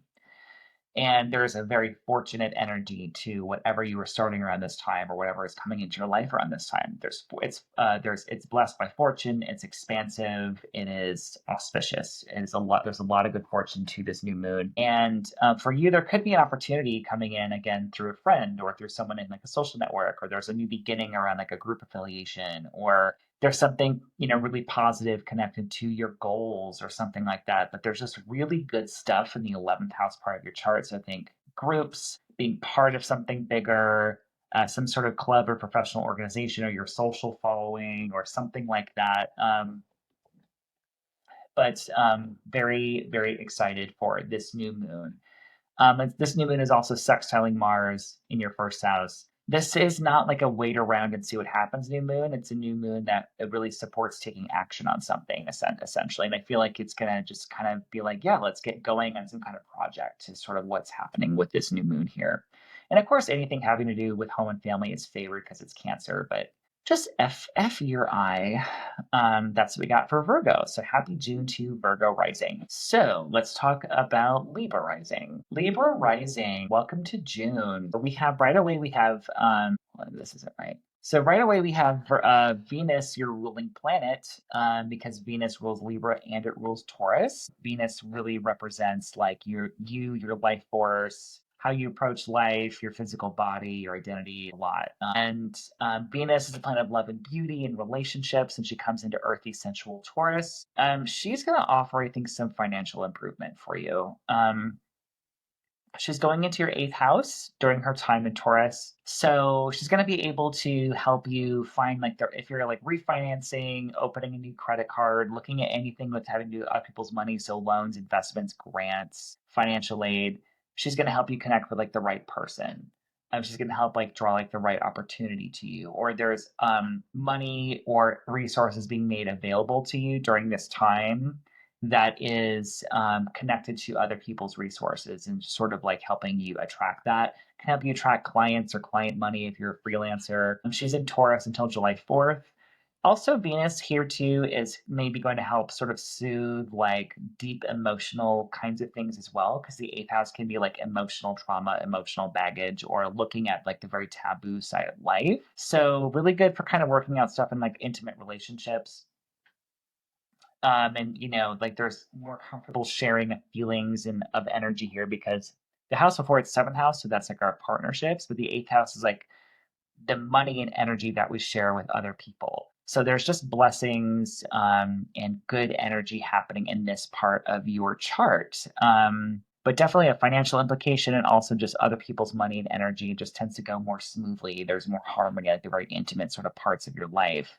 Venus also will be square Pluto, though, is the only thing for the first couple days of her transit. So around June 9th is the exact date of that. There could be some intensity around romance or creative projects or like the fun part of life, anything connected to hobbies, recreation, and children. There could be some stuff going on with like power dynamics or power struggles or even obsession, and just a lot of intensity for Venus this first part, but that peaks around June 9th and then kind of separates after that. The very next, so we have Jupiter going into Cancer on June 10th. By the way, both the benefics being in signs of their rulership or exaltation, it just adds a beautiful vibe to June. Like things flowing the way they like benefics expand and bless and affirm us. And they're really able to do that in the signs that they're going into. They have a lot more ability to do that. So I love it. So Jupiter, the planet of expansion and good fortune and wisdom and spirituality, is going into Cancer, the sign of its exaltation, on June 10th, and will be there until June 30th, 2026. So about a year and a couple weeks. It's going to be in your 10th house of career, baby. The 10th house, it's an angular part of the chart. There's a lot of energy in the 10th house. And this is about career, public and professional reputation, authority figures. It also has to do with just like work stuff in general, I've noticed too. It doesn't just have to be about your career at large. It's like work stuff. And just sort of how you're seen. Theirs is a big boost for you. Can definitely help you attract opportunities, can help you be favorable in the eyes of your employer or authority figures, can help you find mentorship or just auspicious connections with like mentors or people that are authorities in your field or that are older than you. And not older than you, but just like authorities in your field. And can just really help you shine and expand and stand out in your career. So if you're wanting to make a career change, if you're looking for a new job, if you're wanting a promotion, if you're wanting to sort of move ahead, this is the year that I think you're really going to be able to make those moves, especially because you have new stuff coming in your sixth house of work as well this year with the eclipses. So very well supported for career things. Even though Jupiter does run into a square with Saturn, so a challenging aspect to do the planet of limitation, we're really only going to feel like that's maximum energy. Like uh, that energy starts to it kind of peaks around June 15th and then starts to separate right away. So it is definitely there. However, I do feel like there's a lot more good happening than there is with this sort of limitation in construction. Like you're having some sort of delays or limitations or some energy around work connected to relationships. But yeah, so just know that there's expansion and good things happening and good fortune, and just have gratitude for what we have, and know that there's a lot of blessings coming your way around like with career this year. So, the very next day, we have a full moon in Sagittarius, actually ruled by Jupiter in Cancer. So, this full moon in Sagittarius is happening around 20-ish degrees or 21 degrees of Sagittarius, and is happening in your third house of communication. I will say this is generally feels like a very passionate, expansive, adventurous full moon. Sagittarius asks us to ask big questions and find our why and connect to philosophy and spirituality, but also adventure and just sort of seeing what happens. And this full moon is also trine Mars. It gives it this adventurous, like, let's go for it energy. It's very physically active and energizing full moon.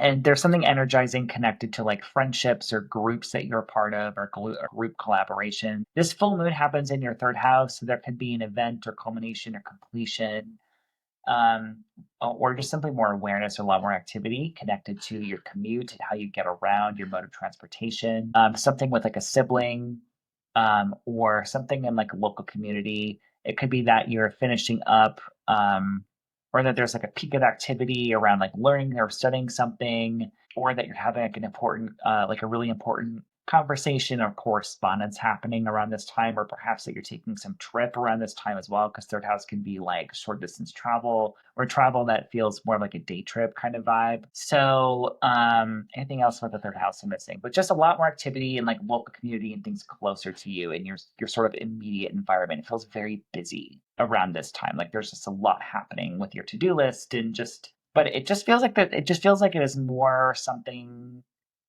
It could be also like an important conversation or correspondence or something with something connected to your career as well, because it is ruled by Jupiter in the 10th house for you. And the full moon being ruled by Jupiter, there is something generous or protective or nurturing connected to this full moon. Again, even though we have a square to Saturn, that is certainly a limiting kind of feeling, but I feel like there's a lot of positive things happening around this full moon. I will say this full moon feels a little eclipsy because this full moon is square the nodes. So there's something maybe faded feeling connected to it, or there's something maybe connected to the eclipses that we had in March as well concerning work and health and spiritual things for you. So June 17th, we have Mars, the planet of action, energy, and conflict and irritation. going into worker bee perfectionist Virgo. So it will be there until August 6th. This can certainly, Mars going into Virgo in general, like this is a Mars that's kind of focused on to-do lists and on health and on getting things exactly correct. And it's going into your 12th house. Sometimes there can be something vaguely, you can feel vaguely anxious, like with Mars going into your 12th house. And just because, 12th house can be more hidden things, can be more private matters, more mental health and spiritual matters, and Mars can be just kind of irritating. So there can be some of that. Just kind of be aware of that, of like, it might be a little bit hard to relax, I'm going to say, with this energy, but also you could be really focused on like doing something or like working on something in the background is kind of what it's giving, because 12th house is very private energy, hidden from view. And it's like we're maybe working on something that is away from other people, whether it's like a tarot practice or journaling practice or like, like something self-helpy kind of that you're doing. But it also could just be like, I'm working on a project away from people, or there's more activity kind of going on behind the scenes for you. So keep that in mind. And then we also have, lastly, we have a new moon in the sign of Cancer on June 25th. And this is a really, really special new moon. I think I haven't looked at all the new moons this year, but I'm going to say this probably ranks up there as one of the best, just based on its aspect to Jupiter. So the reason I say that is because the new moon in Cancer automatically gives it a little bit of good fortune to it, or protection around it, because the moon rules Cancer. So this new moon brings forward themes around family, nurturing children, emotional memory, tradition, the past, also just sort of gut knowing and intuition. And this new moon happens around 5:15 in the morning, about 4 degrees of Cancer on June 25th. The reason why I like this new moon so much is because it is conjunct Jupiter. Really tight conjunction. And this is really coming off the heels of a Jupiter cazimi the day before. So Jupiter in the heart of the sun, raised up and elevated in the sky. And I think you're going to be knowing kind of around this time what blessings are going to be coming to you in your career, with authority figures, with your public and professional, like your public and professional reputation. And that also can be things connected to family, because it is opposite the 4th house. Or what would that be? Hold on. So, um, or even, maybe even connected to in-laws, because this is your partner's parents as well. There's a lot to the 10th house, especially if you're using derived houses. But that's my cat being insane. Cannot wait to move. Oh my god. My cat's always interrupting my YouTube videos. So a lot of good fortune and protection, and just really auspicious energy around this new moon. It's like might be inspire you to be generous, or because a new moon conjunct Jupiter, it's like good fortune and blessings and generosity. And this new moon will also help you sort of nurture your faith and spirituality as well, because I think Jupiter in Cancer is going to help us all do that. But really fortunate for whatever new beginning might be coming in for you, or new thing, or whatever new. There's a news cycle being planted right now, really connected to career matters and public reputation, that is very, very helpful for you. So if you're wanting to make a career change or a career transition, you know, around this time you might want to start getting things going, getting a resume together, or talking, like it's like this new moon is going to help you kind of talk to the right person, or kind of just get the energy flowing to getting things going, or to help you kind of move up in to really kind of move up in the world in a way that there's some protection and good fortune around you. So, and this is a very energizing new moon too. It's like you're working on something in the background. This new moon is sextile Mars, and it's going to help you just sort of link up to that planet of action energy, just kind of light just a gentle enough fire under you to like start moving and grooving on something. So that's what we got for Libra rising for the month of June. Next up is Scorpio rising. All right, Scorpio rising. So, okay, Scorpio, where are we at here? So Venus, the planet of love and beauty and relationships, is going into your relationship sector. I just noticed that for me too. Yay. Cool. So Venus going into Taurus, she's in a really good condition in Taurus. She's really able to attract the people that she needs to attract. Her magnetism is raised up. Her ability to, Venus in Taurus is all about enjoying time on Earth, like our physical bodies, food and sensuality and art, and being together and spending quality time with one another and creating beautiful things around us. That's Venus in Taurus's bag. because she rules Taurus. So she's comes home, baby. So we're gonna have Venus in Taurus from June 6th through July 4th. She's moving into your relationship sector. This is a good time to start a new relationship, frankly, a new partnership, a new romantic partnership, a new business partnership, perhaps as well, or any kind of any kind of relationship you could think of. It's like a one-on-one kind of thing. Venus, this is definitely, I think, time for you to mingle. Also notable too, because Saturn, the planet of limitation, has moved out of your fifth house, which is love and hobbies and recreation. So just kind of consider that, because Venus is the exaltation ruler of your fifth house. So she's connected to fifth house matters for you. So I think June is a time to start, oh, Kitty, you want to hang out with me? Hold on, you gotta say hi to YouTube first. Say hi. Okay. All right. So I always have to. She has to pay the tax when she sits on my lap. She gotta be. She gotta be in the camera a little bit. So, but I think definitely take time to sort of enjoy life and be in the moment. Enjoy a good meal. Enjoy friends. Enjoy love. Enjoy sex too. If that happens to come your way, there's more of a chance of that happening with Venus going into Taurus. But anyway, Saturn, the planet of limitation, has moved out of your fifth house for now. So if you've been feeling like there's been some restrictions around love and romance or creative things or hobbies, or like there's just all work, Saturn moving into your sixth house, you're gonna be focused on work and health, yes, but it's like it frees up your fifth house. You can have a little bit more fun. Venus is there's something really intense going on with her. I will say the first couple days of her transit, she is square Pluto, so on June 9th. So from June 6th until June 9th, there is an intensity around relationships for you. It could be power dynamics, upset, like a crush is an obsession, or there's really intense things going on with relationships. For the first few days of her transit, specifically around June 9th, even power struggles sometimes. It can also be like relationships or something to do with family or home as well, because it is squaring Pluto in the fourth house. But just kind of keep that in mind. The first couple of days of Venus in Taurus is really intense, and then after that, it kind of fades away a little bit because she moves past that square with Pluto. But Venus in Taurus, hell yeah, good for you, Taurus, Scorpio rising. So Jupiter is going to go into Cancer, and it's going into Jupiter, the planet of expansion, good fortune, spirituality, travel, wisdom, optimism, is going into the sign of its exaltation. This is just really good news for us as a collective and you personally. And Jupiter will be in Cancer from June 10th until June 30th, 2026, about a year and a couple weeks, like a year and 20 days. Jupiter is moving into your ninth house. Keep in mind, think back to the first couple months of this year, we have Mars in Cancer, sort of terrorizing your ninth house. The ninth house has to do with higher mind, higher education, long distance travel, publishing, writing, and media, anything connected to your spirituality and your beliefs as well. So, if there are some struggles in that part of your life, this first couple months of the year, let's say, ninth house could be broadcasting. I'm Scorpio rising, so Mars in my ninth, I was really kind of struggling to get things going, but I pushed through it. So it's sort of like Jupiter, and it's going to help elevate you to a degree where people are going to want to listen to your wisdom and what you have to share. Anything with teaching is expanded for you. Anything about like travel and other cultures as well, that is expanded for you.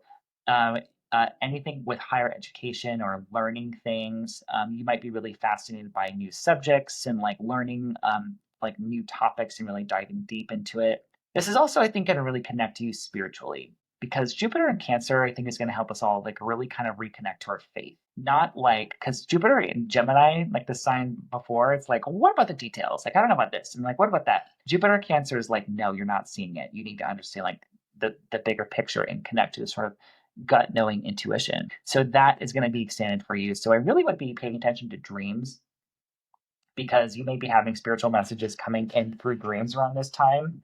Dreams can be like ninth house can be dreams and divination, tarot, and just clear messages from the universe with Jupiter going through your ninth house. So, but yeah, anything that you're working on with social media projects, or like if you're starting a TikTok or a YouTube, really good energy for that. And just helping you kind of get introduced to like a larger audience is Jupiter and Cancer's energy for you. But yeah, anything connected to education and learning new things and higher education specifically, really good energy for that. It's like you're going to just really gain a lot of wisdom through this transit and also share a lot of wisdom. So I will say Jupiter is square Saturn, the first part of its transit. So there is an awareness of like, yeah, there is something limiting, maybe connected to like our work sector. We're like, oh, there's just like, I wanted to expand spiritually and teach and learn, but there's something in the way of work, or like I have to get my work to-do list done. But keep in mind that energy fades kind of after June 15th. We have an exact square around then, and then after that it begins to separate. Just keep that in mind. It's not, I really don't think it's the end of the world. So June 11th, we have a full moon in your income sector. So in this, keep in mind this full moon is ruled by Jupiter and Cancer. So there is some, I think, fortunate kind of energy to this. So this full moon is in your second house of money, of movable assets and income. It could be that, hey, we're ending a source of income, or we're really kind of focused on our money right now, or there's some culminating event with money. We're like more aware of our money, but there's, I think, something more fortunate to it. This is connected to career for you as well. You're really pushing in career right now. Because and I gotta say, there's a very passionate, expansive energy to this full moon, a very adventurous quality to it, because it is in Sagittarius. Sagittarius asks us big question, it urges us to ask like the big question and to get philosophical, but also be adventurous and just to kind of dive in. And this energy is trying Mars. It's making a flowing aspect to Mars, the planet of action energy in your career sector. I just feel like you're hustling. It's giving hustle. It's giving like, I'm fucking making my money, bitch. Get out of my way. That's kind of what it feels like. It feels like something gained rather than something that we're losing. Like that's kind of what it feels like to me. Or we're maybe kind of deciding where we want to put our energy, basically. So I think it's going to give us a lot of insight around money things and career things. And again, because it is ruled by this really wise, expansive Jupiter, there is a generous, protective, nurturing quality to this full moon, even though we are aware of something very limiting around this time, because it is square, because Jupiter will be square Saturn. So money and career are a very important topic around that full moon for you on June 11th. Um, So next we have June 17th. Oop, we have Mars in Cancer, and of course my ring light died. Why wouldn't it? So June 17th, we have Mars going to Virgo. So Mars, planet of action and energy, your ruling planet. Very important to keep track of what Mars is doing because it rules you in your health and your vitality. It goes into the sign of the industrious, practical, perfectionist worker bee. And so just overall flavor for you from June 17th through August 6th with Mars is like you're going to be really focused on to-do lists and accomplishing things, on getting things done, on taking care of your health, on like just like I have shit to do, get out of my way kind of energy. And so it's moving into your 11th house. You might be more focused on social media things, on connecting with groups and clubs and organizations and the people around you and opportunities they're in. It also just might be more activity among your friend group. It also might be more conflict in your friend group as well. It could be conflict among friends. I'm gay and I have a lot of dramatic friends. I am Scorpio rising. I'm kind of wondering, I'm like, are my friends gonna be fighting? Because I never get into arguments with anyone. So it's kind of giving a little bit of tension there. Yeah, so on the negative, it could be a conflict with a friend or conflicts within your groups that you're a part of. But otherwise, Mars in Virgo this year isn't so bad because it's gonna be it's not really making like hard aspects to the planets. It looks Mars and Virgo looks pretty chill. It really kind of depends on your charts. But a lot of activity in your friend colleague sphere of the chart. So June 25th, we have a new moon, a beautiful new moon in Cancer. You're going to really be aware of the blessings coming in for you around June 25th. So new moon in Cancer. First of all, the moon ruling Cancer, there's always a little bit extra good fortune with the new moon in Cancer. And I think you're starting around that time because the moon in Cancer is very stable because she rules Cancer. And it really brings forward, I think, themes of nurturing and protection and family and emotions and like the emotional memory and like connecting to the past.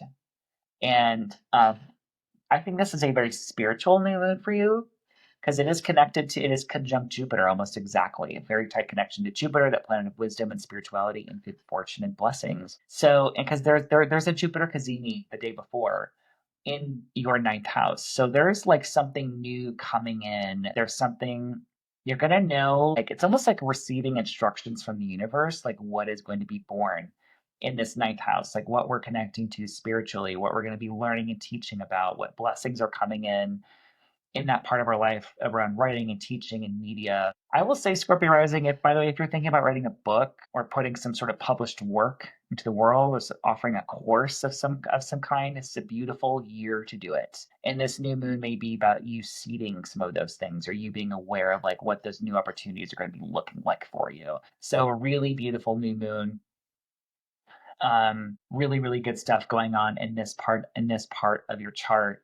Jupiter is square Saturn during this time, but it's a separating aspect, so that limiting feeling or kind of parting ways with it a little bit. It just feels very very expansive, very protected, and very spiritual, and very much connecting to our intuition about what it is that we're going to be offering the world, or what gifts are coming into our life at that time. So beautiful time for new beginnings for you, especially connected to this ninth house matters. And also, this new moon too is sextile Mars. It is making a flowing aspect to Mars, the planet of action and energy. So there is an energizing quality to it. So like there's energy to start something or to get something going around this new moon. So that is Scorpio rising. Happy June to Scorpio. Next is Sagittarius rising. All right, Sagittarius rising, you are next. So Venus will be, so first of all, happy June to you. Thanks for stopping by and saying hello on my channel. First of all, Venus, the planet of love and beauty, relationships, connection, and pleasure, is going into Taurus. So a big improvement in planetary condition for her on a technical level. She's really able to maximize opportunities, magnetize things to her, and really have an easier time in Taurus, considering she rules Taurus. So that is good news for you for connected to work and health matters, because Venus will be in this part of your chart until July 4th. So it's good for smoothing over relationships with coworkers, for magnetizing opportunities to you connected to work. So if you're looking for another job or like a freelance opportunity or another gig or something like that, really good energy for being able to bring something sustainable and good into your life connected to that. This is good for also if you need to like hire someone, if you're trying to hire like an employee or a contractor or something, it's good energy for that as well. And really kind of just improve relationships with coworkers and people in your work environment can really bring some beauty and pleasure into your day-to-day routines, like your grind, your work routines, your health routines also. This is a good time to start something new or refresh your health and exercise wellness programs. You know, this is like a time to like, yeah, we're trying to get sexy for summer, but also like it's Taurus, so it's like our meals are gonna taste really, really good. It's like, let's cook something nutritious and wonderful for us. Let's beautify our exercise routine, our wellness routine. Let's kind of get into nature a little bit. So really refreshing for taking care of our physical bodies and also work environment. Can also be good if we have pets, if we need to do something with like domesticated animals or pets. It's like a better time with them, or a better time to sort of take care of them, or more positive kind of flowing energy around our animals and our life as well. Venus is square Pluto from June 6th until June 9th. So just be aware of that right at the beginning of that transit. She has that square aspect. So there's like intensity, power dynamics, even obsession around things, like around that period of time. This can really be around your health routines, work, or your day-to-day routines and correspondences. So kind of be aware that that energy is going to be more intense around those period of time, but it really kind of that completes after June 9th. So June 10th, we have a Jupiter, the planet of expansion and wisdom and spirituality and good fortune, going into a really great place for it. It's going into Cancer, which is your eighth house, which is money. So, or which has a heavily financial implication for you. So Jupiter is really able to do the best that it can really do in Cancer, because it's in the sign of its exaltation. So there is a protective and nurturing quality to Jupiter in Cancer. And for you, it's going to be here from June 10th until June 30th, 2026. So quite a while, over a year. It's going to be spending time in the eighth house, which is connected to other people's money and resources. So on practical terms, this would be your accounting, credits, credit cards, loans, grants, financial aid, scholarship opportunities, mutual aid. Um, and investments as well, or even like inheritance, like family money, or even your like partner's money. It's like they might be making more money, and then you have, excuse me, then you have like access to that. It's like going to help everything in that part of your chart, or like in that part of your life. So really good time to refinance, to get a loan, to resolve some credit issues, to really bring in abundance in this part of your life that is just really connected to other people's money. It's not your paycheck that is addressed to you. It's everything else, like taxes, it's debts, it's inheritances, it's grants, money that you might qualify for that you don't even realize you might qualify for. And this is also kind of giving a really good time to get a financial advisor. Jupiter going into Cancer, really it's going to be someone that has your like best interests in mind. So definitely a good time over this next year to hire someone to help you with that if you're looking at like retirement plans and things like that. Anything with your like estate, or your will, because the eighth house is frankly matters of death, matters around death and like mortality, stuff that no one wants to talk about. It's taboo topics, but it's like that. This would be a good time to kind of get those things in place, or to get life insurance or something like that. Also, the eighth house is emotional, like trauma and emotional baggage. So, good time for healing on any deep seated sort of issue or fear that we have. Can really do some powerful emotional, like spiritual healing connected to it, or just simply even getting counseling. The eighth house is also like the energy that we share with other people, intimacy stuff, because the seventh house relationships. The eighth house is like our money that we share, our emotions and energy that we're all sort of tangled up with each other in. So it's just like there's some like good fortune energy and just like resolving issues here connected to like intimacy issues or long buried emotions and things like that. Also, this can just kind of frankly, this can be like a psychic house as well. The ninth house as well, because that's divination and tarot and spirituality and connection to the universe. The eighth house also has a very kind of spooky energy to it. So if you're wanting to like work on psychic development, talking to your spirit guides, connecting to your third eye and all that stuff, this can be a really good year to do that as well. But really, you know, Jupiter is going to bring some good energy to this part of your life. So the first part of Jupiter's square, or excuse me, the first part of Jupiter in Cancer, it will be square Saturn. Uh, the most intense part is going to be the middle of this month. Saturn is a limiting energy. It is challenging, it is limiting, and is saying not yet, not right now. And it has moved into your fifth house of love and romance and hobbies and recreation and fun stuff. So you may be prioritizing like long lasting relationships versus quick fun right now. You might be prioritizing like, I'm going to be serious about my hobbies and like turn them into something rather than just like having fun. That's Saturn. So there can be a limiting kind of feeling. It could be like, we can't go on that trip right now. We have to save for it. Is kind of the feeling because Jupiter is in your, again, financial sectors. But that energy really, the height of that is around the middle of the month, and then it starts to separate out a little bit. So there's something limiting that we are aware of for this first part of Jupiter in Cancer. So we have a full moon in Sagittarius on June 11th. Sagittarius is a sign ruled by Jupiter, so it is ruled by Jupiter newly in Cancer. This is a full moon in your sign. I do think mostly this is a fortunate full moon for the most part. This is a culmination, a completion of a chapter in your life. This is, I think, a releasing, letting go of, but there's like a passionate, expansive, why the fuck not adventurous energy to this.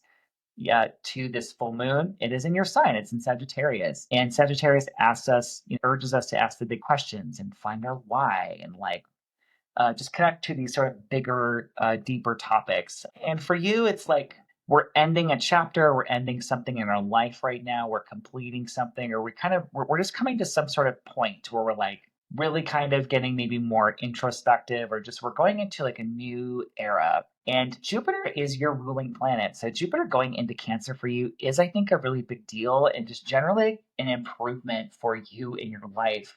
Jupiter going into Cancer, I think is helpful for your vitality, for your energy, for your outlook on life, for you as a person, because Jupiter kind of represents you in the chart. So this feels there's like a celebratory quality to it. Because like even though Jupiter is square Saturn, there is a feeling of like, yeah, we're aware of like the work we have to do. We're aware that there's like a limitation or a challenge present. It feels like you're going into some sort of new era, and it feels there's like a really positive quality to it. There is a generous, protective, and nurturing quality to this full moon because of Jupiter in Cancer. And for you, it is a personal ending, but also like a beginning at the same time. Could be you or a relationship or just kind of where you're at in life, but it really feels like I really would take a little bit of time to honor this full moon because I do think you're really going to be feeling it.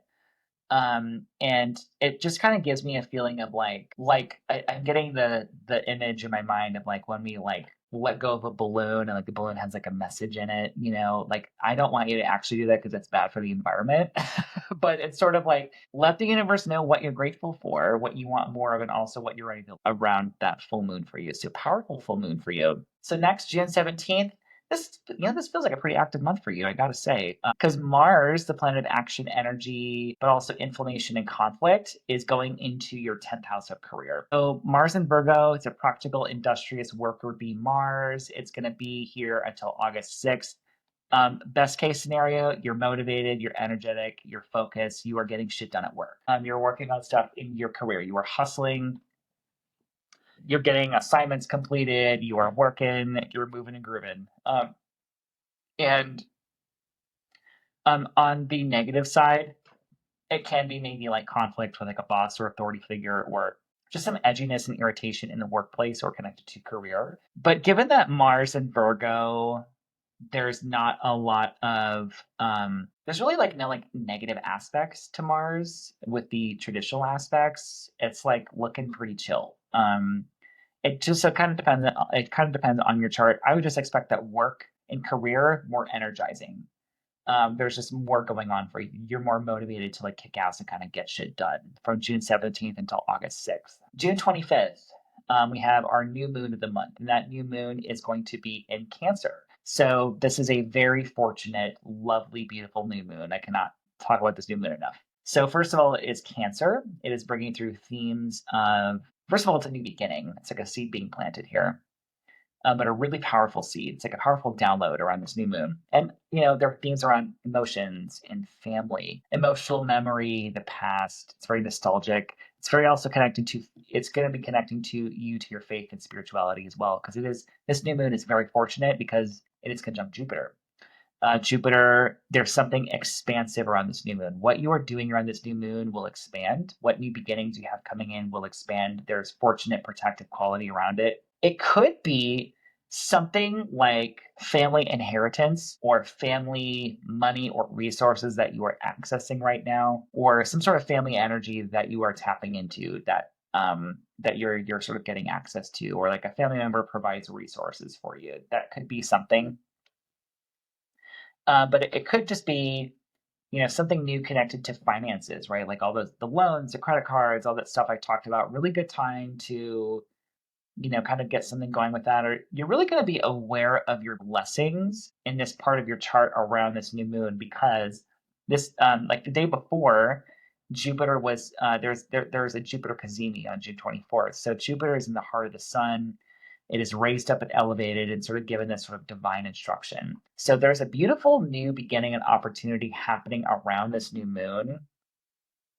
And you're going to be, I think, more aware of like what Jupiter's blessings are. Like even if it's just like a hint of like what is to come, that's going to be happening around that new moon for you. So really fortunate, beautiful new moon for you happening on June 25th. So happy new moon and happy June to my Gemini risings. So next we have Capricorn rising, June 6th. So Capricorn rising, June 6th, we have Venus going into Taurus. Venus, the planet of love, beauty, pleasure, and relationships, is going into your 5th house. Yay. And so she's going into your 5th house, and she's going to be there from June 6th to July 4th. This could signify really nice energy connected to romance and sexual energy and sexual desire. Like those relationships go more smoothly. There's more opportunities there. There's simply more energy around your hobbies and recreation. This would be like, let's go for a picnic in the park. Let's eat a nice meal. Let's have a little bit more fun. This is very creative and like unctuous energy. Fifth house is creativity and what you put out into the world and what you create. Good time to make a baby. If you're trying to get pregnant, good time to make a baby. Um, and um, and simply, it's just more fertile as far as like the fun, juicy things in life. I will say, although for the very first couple days of this energy, June 6th through June 9th, peaking around June 9th, there is a very, like if you get a crush on someone or someone gets a crush on you, it's not going to be very intense. Or there's like an obsessive quality around it, maybe power dynamics, or there's a power struggle feeling because Venus will be square Pluto. And it could be something financial as well. Or it's like there's something connected to money or like child support or like a child. It also could be this energy too, just means going through your fifth house. It's like you and a child getting along really well. There's some beautiful opportunities involving a child in your life. But there could be something with like a child and money or romance and money that comes up in the first couple days of that transit, just to be aware of. But otherwise, beautiful improvement for Venus. That's great for us all, especially for you, just because I think you work a little too hard and you deserve to have some fun. So, um, June 10th, Jupiter is going into Cancer. Jupiter, the planet of expansion, of wisdom, travel, of good fortune and blessings and prosperity, is moving into the sign of its exaltation. We've been looking forward to this transit for a long time. And this is a beautiful energy for you because Jupiter is going into an angular house for you. It's going into your seventh house of partnerships. The house in the angles just has a lot more energy to it. And this is really helpful for you. Like between Venus going into your fifth house of romance and Jupiter going into your seventh house of partnership, you could definitely be starting a new relationship this month if you're single and like looking, or just it's an improvement in your relationships in general because Jupiter is going to be in this part of your chart from June 10th of this year to June 30th of 2026. So about a year and like 20 days. This is helpful. This is going to help you attract and expand your relationship sector. So whether that is romantic one-on-one partnerships, business partnerships and collaborations of any kind. This is going to help you like attract the right person. It's going to help you improve your relationships and partnerships if you're married, if you're partnered. It could be that your partner is getting more opportunities over this next year as well, and they're simply doing really well. You know, this is just like anything with partnership and other people, you're going to attract the right people into your life. You're going to attract like the right relationship, whether it's romantic or business or best friends or roommate or something. Really good energy to partnership and collaborate with someone this year. It could be that you attract people that have like a lot of worldly wisdom or have traveled a lot too into your seventh house and really kind of offer you something that you walk away with feeling blessed. But I'm going to say that there's a big expansion for you in partnership this year, and especially this month. It just feels like relationship fun kind of focused, or there's definitely some opportunities there. I will say this first part of June, Jupiter is square Saturn. There is something limiting and challenging that Jupiter is going to run into as soon as it goes into Cancer. But that kind of peaks around like the middle of the month and then starts to separate in influence, so kind of lessen in influence after that point. So there could be something restricting and challenging around family. Maybe there's some kind of family issue or real estate or home issue that you're sort of dealing with a little bit. There's like good things in partnership, but maybe there's like, yeah, I'm taking care of my mom and she's annoying. Or whatever it is. Or like we're trying to sell our house, but it's taking a minute. It's not like something like that. So it's something restricting and challenging, but it's not the end of the world. It's like there's a lot to be grateful for this month. So just be aware of that. So the next day we have a full moon in Sagittarius. There is a passionate, expansive quality to this full moon, a very philosophical quality to this full moon. And I think there's really a lot of positive energy around it. It's also very just passionate. There's like a passionate energy to this full moon. But I think for you, it's more going to be felt more privately or more in the background. This could be a completion of some kind or realization or illumination or just a lot more activity. And for you, this in your 12th house. It's in the most hidden part of the chart. It's about your subconscious, mental health, and spiritual health. This is, I think, like connecting you to like maybe like a realization or a big insight or like allowing you to like let go and release something maybe that you've been carrying around with you for a long time. Because the 12th house can be like the shadow self, what we don't see, something in our subconscious. and also kind of how we can kind of get in our own way sometimes is 12th house energy. So it's like, I think you're going to be just more aware of that and more connected to rest and retreat and isolation and being out in nature and connecting to healing and that kind of thing is kind of what I see for you for this full moon. Or there's something going on in the background that's simply no one else is seeing but you. And given that this full moon is ruled by Jupiter ruling in Cancer, there's a generous, protective, and nurturing quality to it, especially connected to your relationships and partnerships as well. So Jupiter as a full moon is this beautiful guide for this full moon. However, again, there is something limiting about it because it is connected to Saturn. So there's like a restriction here. But again, I just don't think it's a big deal. But it does feel like connected to home and family. So that's that full moon for you. By the way, this full moon does feel a little bit eclipse-y because it is connected to the nodes of the moon where eclipses happen. So something more intense and more faded about it, I kind of think. June 17th, we have Mars going into Virgo. Mars will be in Virgo from June 17th through August 6th. This is a worker bee, practical, industrious Mars.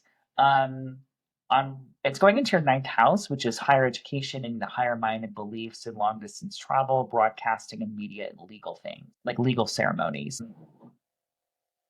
I think that you might be more motivated to kind of speak out on what you believe. You might be more focused on learning new topics and connecting to your spirituality. There's just like a fire lit under your butt here. It could be that you're finally going to get going on writing something or publishing something or working on a course or teaching something. I'm going to say for travel, it can definitely, I kind of watch it a little bit. Mars can be a negative influence sometimes, frankly. So it can be like a little bit of conflict or something coming up when you're traveling and just kind of being aware of like, hey, if you're in a foreign country, not the time to mouth off to someone and start a fight. It's gonna get worse if you do that. So, but it could just be like, I've got to get the hell out of here. I got to go somewhere because ninth house wants us to kind of explore bigger horizons and things like that. So positive, a lot more motivation and energy in this part of the chart. The negative is that we're a little bit more edgy and a little irritated. And frankly, this a really common example of this is just speaking our minds a little bit more too. It's like, actually, no, I think that this politician sucks and here's what I believe. It's kind of a manifestation of that energy. So if you're traveling during this time, like don't be too freaked out by like, oh, he said Mars is in the ninth house, everything's going wrong. I'm like, no, just don't start shit in a bar. I think it'll be fine. So but otherwise, Mars in Virgo, it's not making any hard aspects to the planet. So it's pretty, Mars in Virgo looks pretty chill. It just depends on your own natal chart. That brings us to June 25th. We have a new moon in Cancer, a beautiful new moon in Cancer. 5:15 Denver time, about 4 degrees of Cancer. This is a new moon in this partnership sector for you.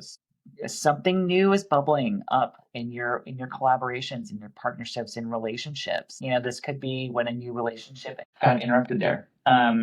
So yeah, I think for a lot of you, there could be something new coming in with a new relationship dynamic. It could be something healing to your pre-existing relationships. First of all, the reason why this new moon is just really fortunate is because the new moon is in Cancer. The new moon rules Cancer. So things that we begin under Cancer moon are going to go a little bit better because the moon's pretty steady in Cancer. It's going to bring forward themes of healing and nurturing and family and connections to the past and also just connected to our faith and intuition. But this new moon is connected to Jupiter. So like anything that we start under here, there's like good fortune and expansion under this. There's like a nurturing and protective quality. And the day before this new moon, Jupiter is Cazimi. There's a Jupiter Cazimi, which means Jupiter's in the heart of the sun. So it's elevated, it's raised up to a certain degree, and it sort of like receives these divine instructions. So there's something profound happening in this under this new moon. Even if you aren't seeing it in your external life, this is just it's sort of like we're planting a flower that's going to bloom over the next year connected to relationships. So it's a good time to collaborate, to partner with people. Like the right person enters your life at this time, depending on if it's like romantic, business, platonic, whatever. Beautiful, beautiful time. It's going to really help that part of your chart, especially because Mars, the planet of conflict, was in your seventh house for the first kind of 4 months-ish of this year. So, kind of giving that part of your chart some inflammation, and Jupiter's going to come along and really kind of bring this healing energy to it. So, beautiful new moon in the partnership sector of your chart that I really think you're going to feel. And this new moon is sextile Mars too. So, There's an energizing quality to it. It's a good time to kind of start something. It's a good time to kind of start like a project. And I think we'll just feel like, yeah, we're in flow with like our to-do list at the very least under this new moon. That is June for Capricorn rising. So next we have Aquarius. Come on, Aquarius rising. I don't know why I said that. Okay. Aquarius rising. Oh, I gotta change this. Aquarius rising. Okay, so first of all, happy June to you. We have Venus, the planet of love and beauty and relationships, going into Taurus, which is your fourth house of home and family and real estate from June 6th until July 4th. This is a big technical improvement for Venus. Venus in Taurus is like, she rules Taurus, so she does really well in that sign. So she's able to magnetize opportunities, to connect to relationships for you.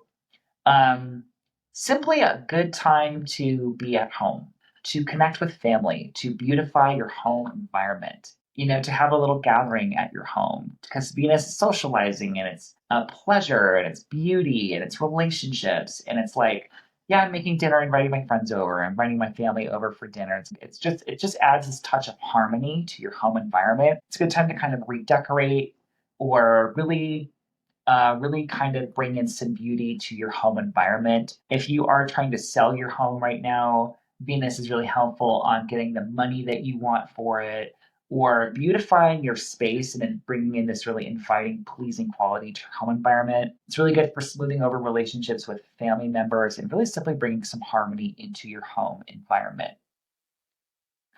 I will say Venus from June 6th through around June 9th is going to peak around June 9th. Really intense energy around her because she is square Pluto in your first house. So there's like an obsessive quality to Venus. There is an awareness of power dynamic or power games or power struggles going on with her. So it could be between you and a family member or you and like your home space. You could get like really obsessed with your home or things around family from like in that beginning part of the month, in that first part of Venus and Taurus, but that starts to fade after June 9th, June 10th. So just kind of keep that obsessive kind of intensity with Pluto will start to fade away after that point. So we have a full moon, mostly positive full moon on June 11th. Oh, I skipped over Jupiter in Cancer. Oh well. Jupiter is going to go into Cancer June 10th and be there until June 30th. Jupiter, the planet of expansion, wisdom, spirituality, planet of faith, expansion and good fortune, is going into the sign of its exaltation. So really able to do a lot of good in the sign of Cancer, more than it really can in Gemini in a lot of cases. Jupiter will be going into, for you, this is your sixth house of work and health. So Jupiter's going to be here for over a year. So if you're looking for more work, if you're looking for a better job, or if you're looking to improve conditions in your work environment, this is great for you because Jupiter will help you expand your work, but also connect you to like the right kind of work, the right kind of work environment, the right employer. If you're a freelancer or self-employed, it's like connecting you to gigs that are more worth your time and money and helping you to bring in kind of like the right kind of work for you. So big improvement with work. If you're looking for work or looking to change something, or even just to kind of smooth and even out, well, not even out, but just like to bring this sense of graciousness and harmony and I think protective kind of energy to your work and your work routines and how you get things done. It's just really, really helpful energy. It's also good for health. If you're working on something with physical health, like it could be that like, oh, if we're having some kind of health issue, Jupiter can help you find the right doctor or the right solutions for that. It can help to, it's like whatever effort you're putting into this, into your health and wellness programs, into your what you're eating and your exercise, it's like that's going to help. Jupiter's going to help that pay off in like a really expanded way. So really good time to kind of implement some sort of new health and wellness routines because it's going to help. That's just going to help improve your physical health overall. Also, this could also expand like like this could also expand things connected to like pets and domesticated animals as well. So it's like if you're an animal lover, you could unexpectedly expand your family by adding a pet here. It's also just going to help conditions around. It's just going to help things connected to your pets as well, because sixth house can be animals and pets. But work, health, pets, that's going to be really expanded and really blessed with Jupiter in Cancer. Also, I will say the first part of this Jupiter transit is Jupiter is square Saturn, the planet of challenges and limitation, in your third house of like your daily routines, your communication and correspondences. So yes, there's new things coming in, but be aware there is some kind of limiting energy. The first part of this month, specifically around June 14th and 15th, is when that really peaks. But after that, it begins to separate. So just kind of be aware of like, yes, Jupiter's a Cancer. Yes, there's new blessings and new opportunities for you connected to work and health, but there might be some delays around getting that. Is kind of what I'm seeing here. So the very next day, we have a full moon that's actually ruled by Jupiter in Cancer. So there could be some themes connected to the full moon that kind of come back to like work and health for you, or like some expansion around these topics. This full moon is in Sagittarius. And this Sagittarius moon is very passionate, feels very expansive, and there's an adventurous quality to it. There's like a let's get up and go kind of feeling of like, let's just do it. Sagittarius sort of urges us to ask kind of big questions and find our why and connect to philosophy and spirituality and a sense of adventure. And there is that with this full moon, because this full moon, is trine Mars, planet of action and energy, right? Which is going to be in your seventh house. So there could be something connected to like a partnership connected to this full moon as well. Of like, let's have an adventure with someone. This does feel like a pretty social full moon for you. There's either like a completion or a culmination connected to. It's in your 11th house, so it could be connected to like a group that you're a part of. That there's a lot of activity around it, or that we're like, hey, I have this big event with my networking group or something. It's really kind of lively and there's a lot going on. Or perhaps we're deciding to like end or complete an affiliation with a group that we are a part of, or professional organization. It could be that there's a lot of activity in our friend group or in our social life as well, or something connected to like our social media following as well, if that's you. It also could really have you focusing on like, what are my goals now? Like, it could be that your goals and wishes and hopes for the future are changing, that you have new ones because, Jupiter just changed signs, which rules this full moon, and this full moon falls in your 11th house, which is your hopes, wishes, and goals for the future. So there are those themes coming in. I will say Jupiter is square Saturn during this full moon, so there could be something limiting or something challenging connected to work and communication matters for you. It's like, I'm waiting on this document from this person. It's taking forever. These documents are not coming through. There's some kind of delay with like commute or transportation or trip or travel or something connected to that. So there is a little bit of a delay or something that's challenging that we can see, but there's a lot of good, I think, to this full moon in general. The next day we have, or not the next day, but June 17th, we have Mars going into the sign of Virgo. Mars is action, energy, but also conflict and inflammation and irritation.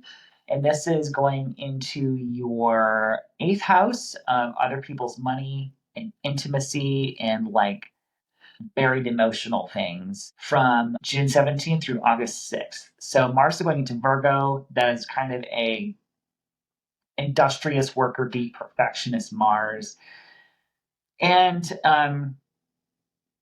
so on one hand, I think best case scenario, we are motivated, we are energized to really kind of like, it could be around like something connected to our money and resources, but particularly resources that belong to someone else. It could be like fundraising or like raising capital on behalf of someone. It could be this energy, or there's a lot of activity around like credit cards, loans, taxes, inheritances, investments, like where there's a lot of energy around like organizing that kind of space, accessing that kind of capital.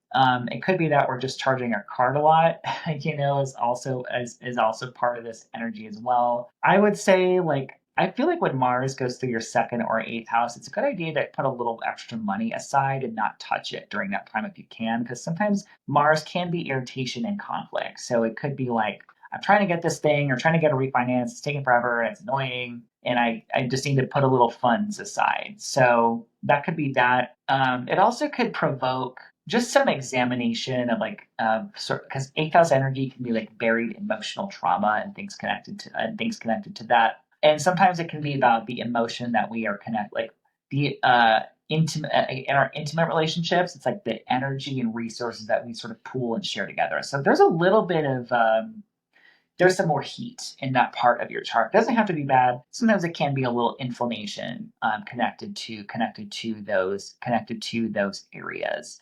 But for the most part, it depends on your chart. But Mars in Virgo is not really making hard aspects to planets in the sky, so that is a good thing.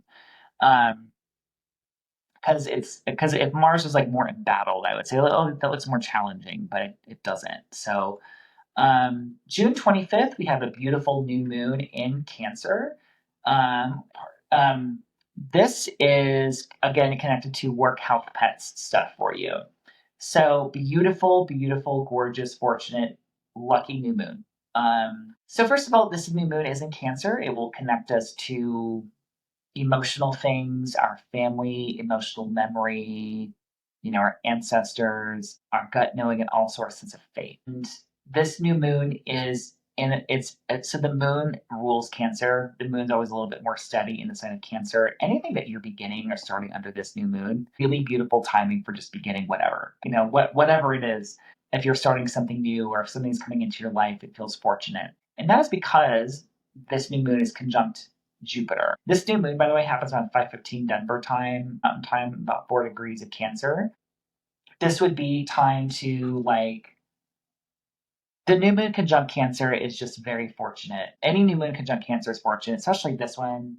Any new moon conjunct Jupiter is very fortunate, especially this one because it's in its own sign. Jupiter's in the sign of its exaltation. It's in very good technical condition. And the day before, there was a Jupiter Cazimi. So Jupiter's elevated and raised up to a degree. It receives sort of divine instructions. So there's this like blessing or new thing coming in to your life. Again, it's a very unglamorous part of your life. It's work and health stuff, probably.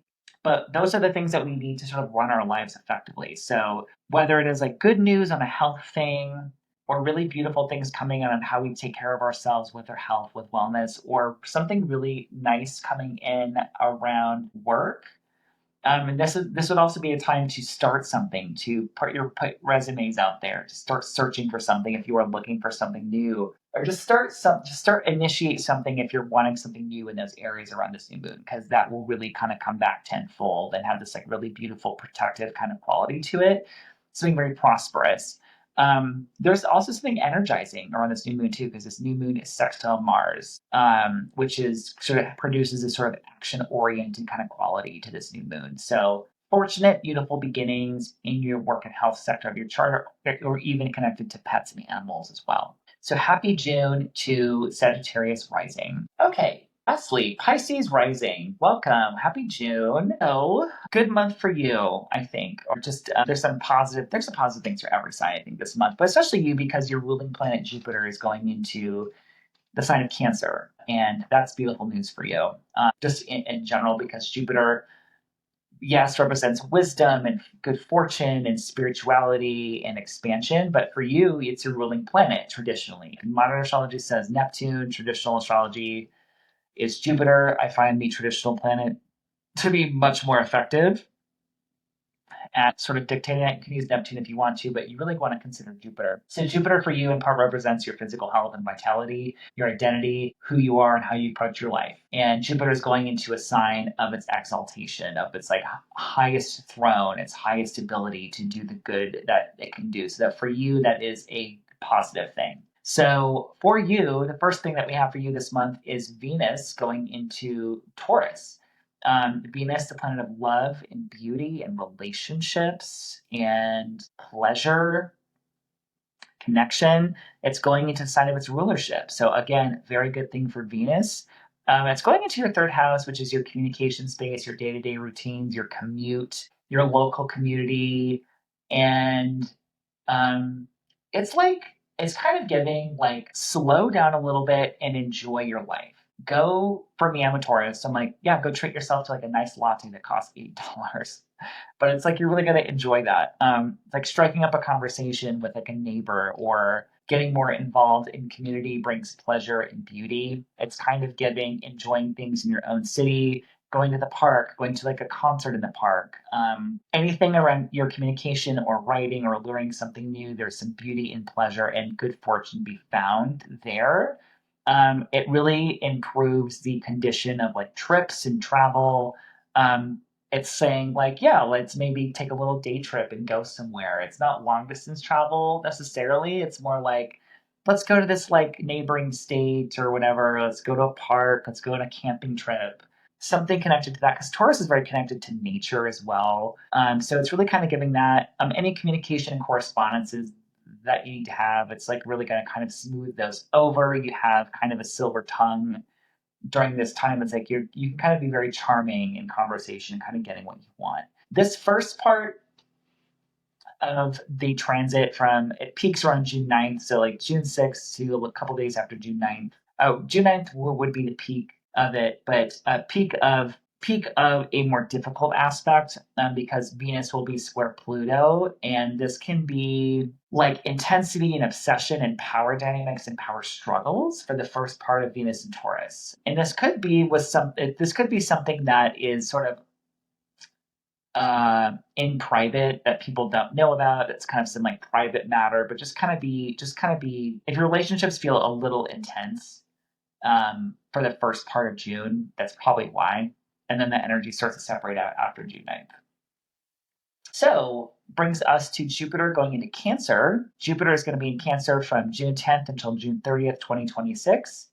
Jupiter expanding good fortune. And for you, it is going to be in your fifth house of children, pregnancy, and childbirth.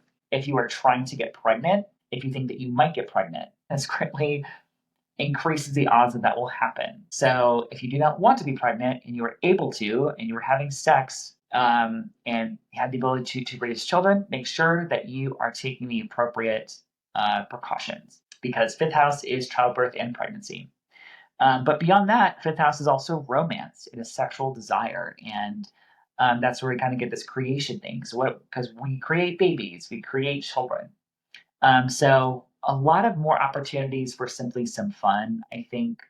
To connect with also creativity, because fifth house is creativity, it's hobbies, it's recreation, it's things that we do with our leisure time and our fun time. And I think this is a very creatively abundant time for you, very inspired to create new things and connect to your creativity. Very connected to also like, it's like a very sacral chakra time.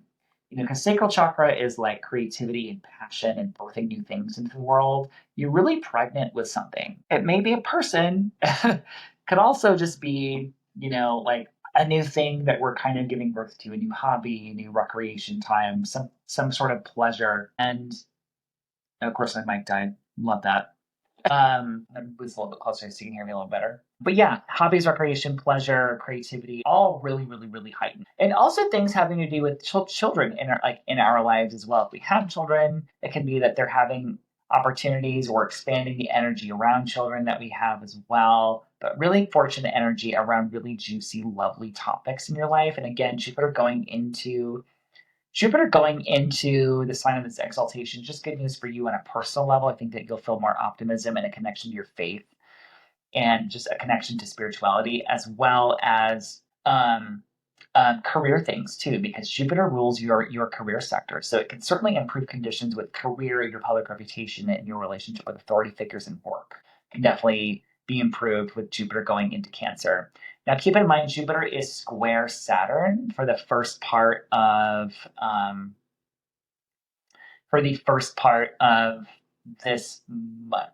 It's going to be square by sign until September, but by degree for the first part of this month, there is a limiting. It's like, yes, there's expansion. Yes, Jupiter in Cancer. Oh my God, amazing. Yes. But there is a feeling of like limitation maybe around finances for you, or being aware that like, hey, I have to save a little bit extra for a rainy day, or it's like a little bit tight right now. But then after June 15th, it just starts to separate and kind of ease up a little bit. So just kind of aware that that energy is happening at the same time.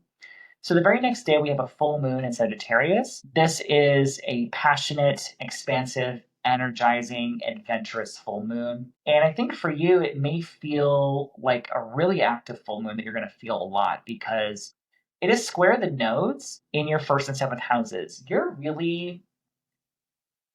There's some stuff changing in your relationships this year, partnership, romantic, platonic, and you as a person.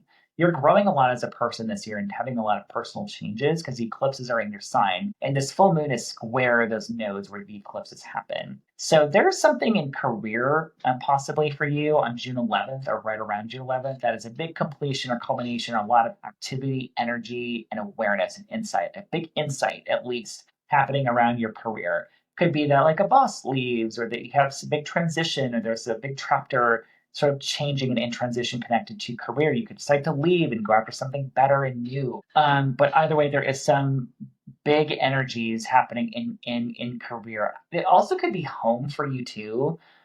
Just considering kind of like what the rest of your chart is doing, but I'm going to focus on career for you for that. Um, this is in Sagittarius. Sagittarius, again, there's this like expansive, adventurous quality to it, a very sort of philosophical and spiritual quality. Sagittarius kind of often urges us to ask the big questions and find our why. But there is an adventurous quality, or I would say an energizing quality, because this full moon is trine Mars in your work and health sector. I do wonder if there's something going on for you at work that just feels like it could be a completion, could be an ending, but it feels energizing, and for the most part, it feels positive. And considering that this full moon is ruled by Jupiter newly in Cancer, it's like you might be wanting to have more fun. You might be wanting to sort of just say yes to kind of bigger, more expansive things in your life. Keep in mind, there is that kind of restricted quality around finances right now, or like I'm having to work on my budget or sort of tighten things up, or I'm just sort of having to be more of an adult with my finances. So there is that kind of restriction kind of energy, but for the most part, I do feel like this is a more positive lunation. There is a generous, protective, and nurturing quality because of Jupiter in Cancer. I'm also going to say there could be something maybe a little confusing too, or just like there's something connecting us to spirituality and creativity, but it's like where we put that energy, just because there's a square to Neptune. June 17th, we have Mars going into Virgo. Mars is the planet of action and energy and motivation, but also conflict and inflammation. And this is going into your partnership sector. So there's more energy around connecting with people, around our relationships. There's just more charged up energy there. At the same time, there could be a little bit more conflict or inflammation or more touchiness to kind of your relationships as well.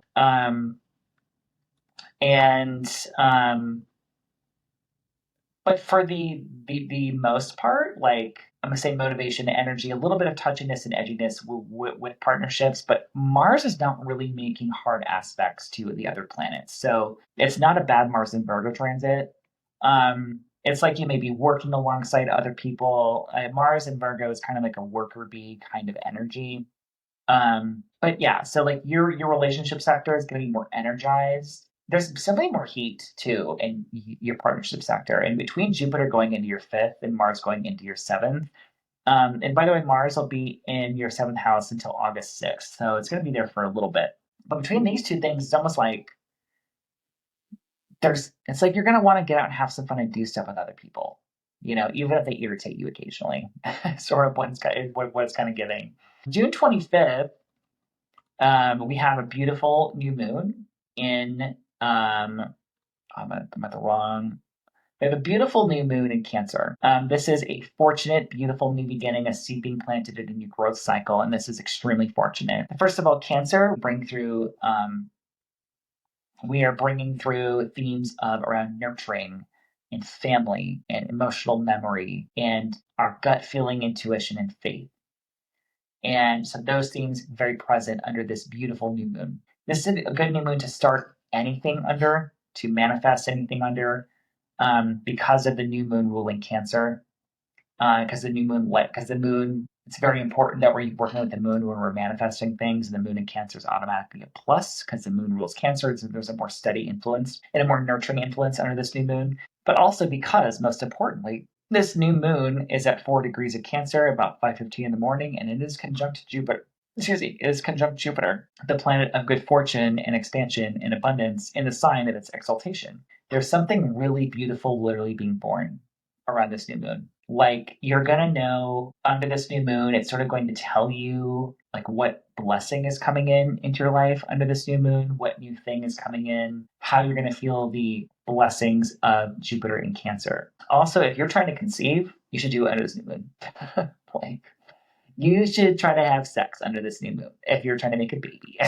So get it on. I'm not gonna have anything to do with that because I don't have kids and I'm gay. So, but yeah, it's like giving birth to a new creative project or really connecting with your passions and what makes you excited and what makes you happy. It's like focus on those things under this new moon. And just because, that conjunction of Jupiter, it's auspicious, it's fortunate, it's beneficial. And there's a cazimi just the day before. Jupiter is raised up, it's elevated, it's in the heart of the sun. It receives these divine instructions from the universe, like how to proceed. So we're going to kind of all be kind of getting downloads, you could say, on what we are creating or what is coming into our life. But beautiful new moon for you. And it is connected to Mars in your seventh house. There's an energizing thing, an energizing quality to it that you could, if you're starting something new, it's going to involve other people and your partnerships. So that is what we have for this month. Thanks to everyone for joining me. Sorry, my mic is not working right now, but thanks for stopping by and hanging out with me. Make sure to leave me a comment, letting me know how you're feeling this energy, and make sure that you're subscribed and have those notifications turned on. Check out that summit if you're wanting to learn tarot or astrology or anything else witchy and spiritual. And otherwise, you can book a session with me at my website, drstoracle.com. I'm looking forward to working with you and talk to you all soon. Bye, guys.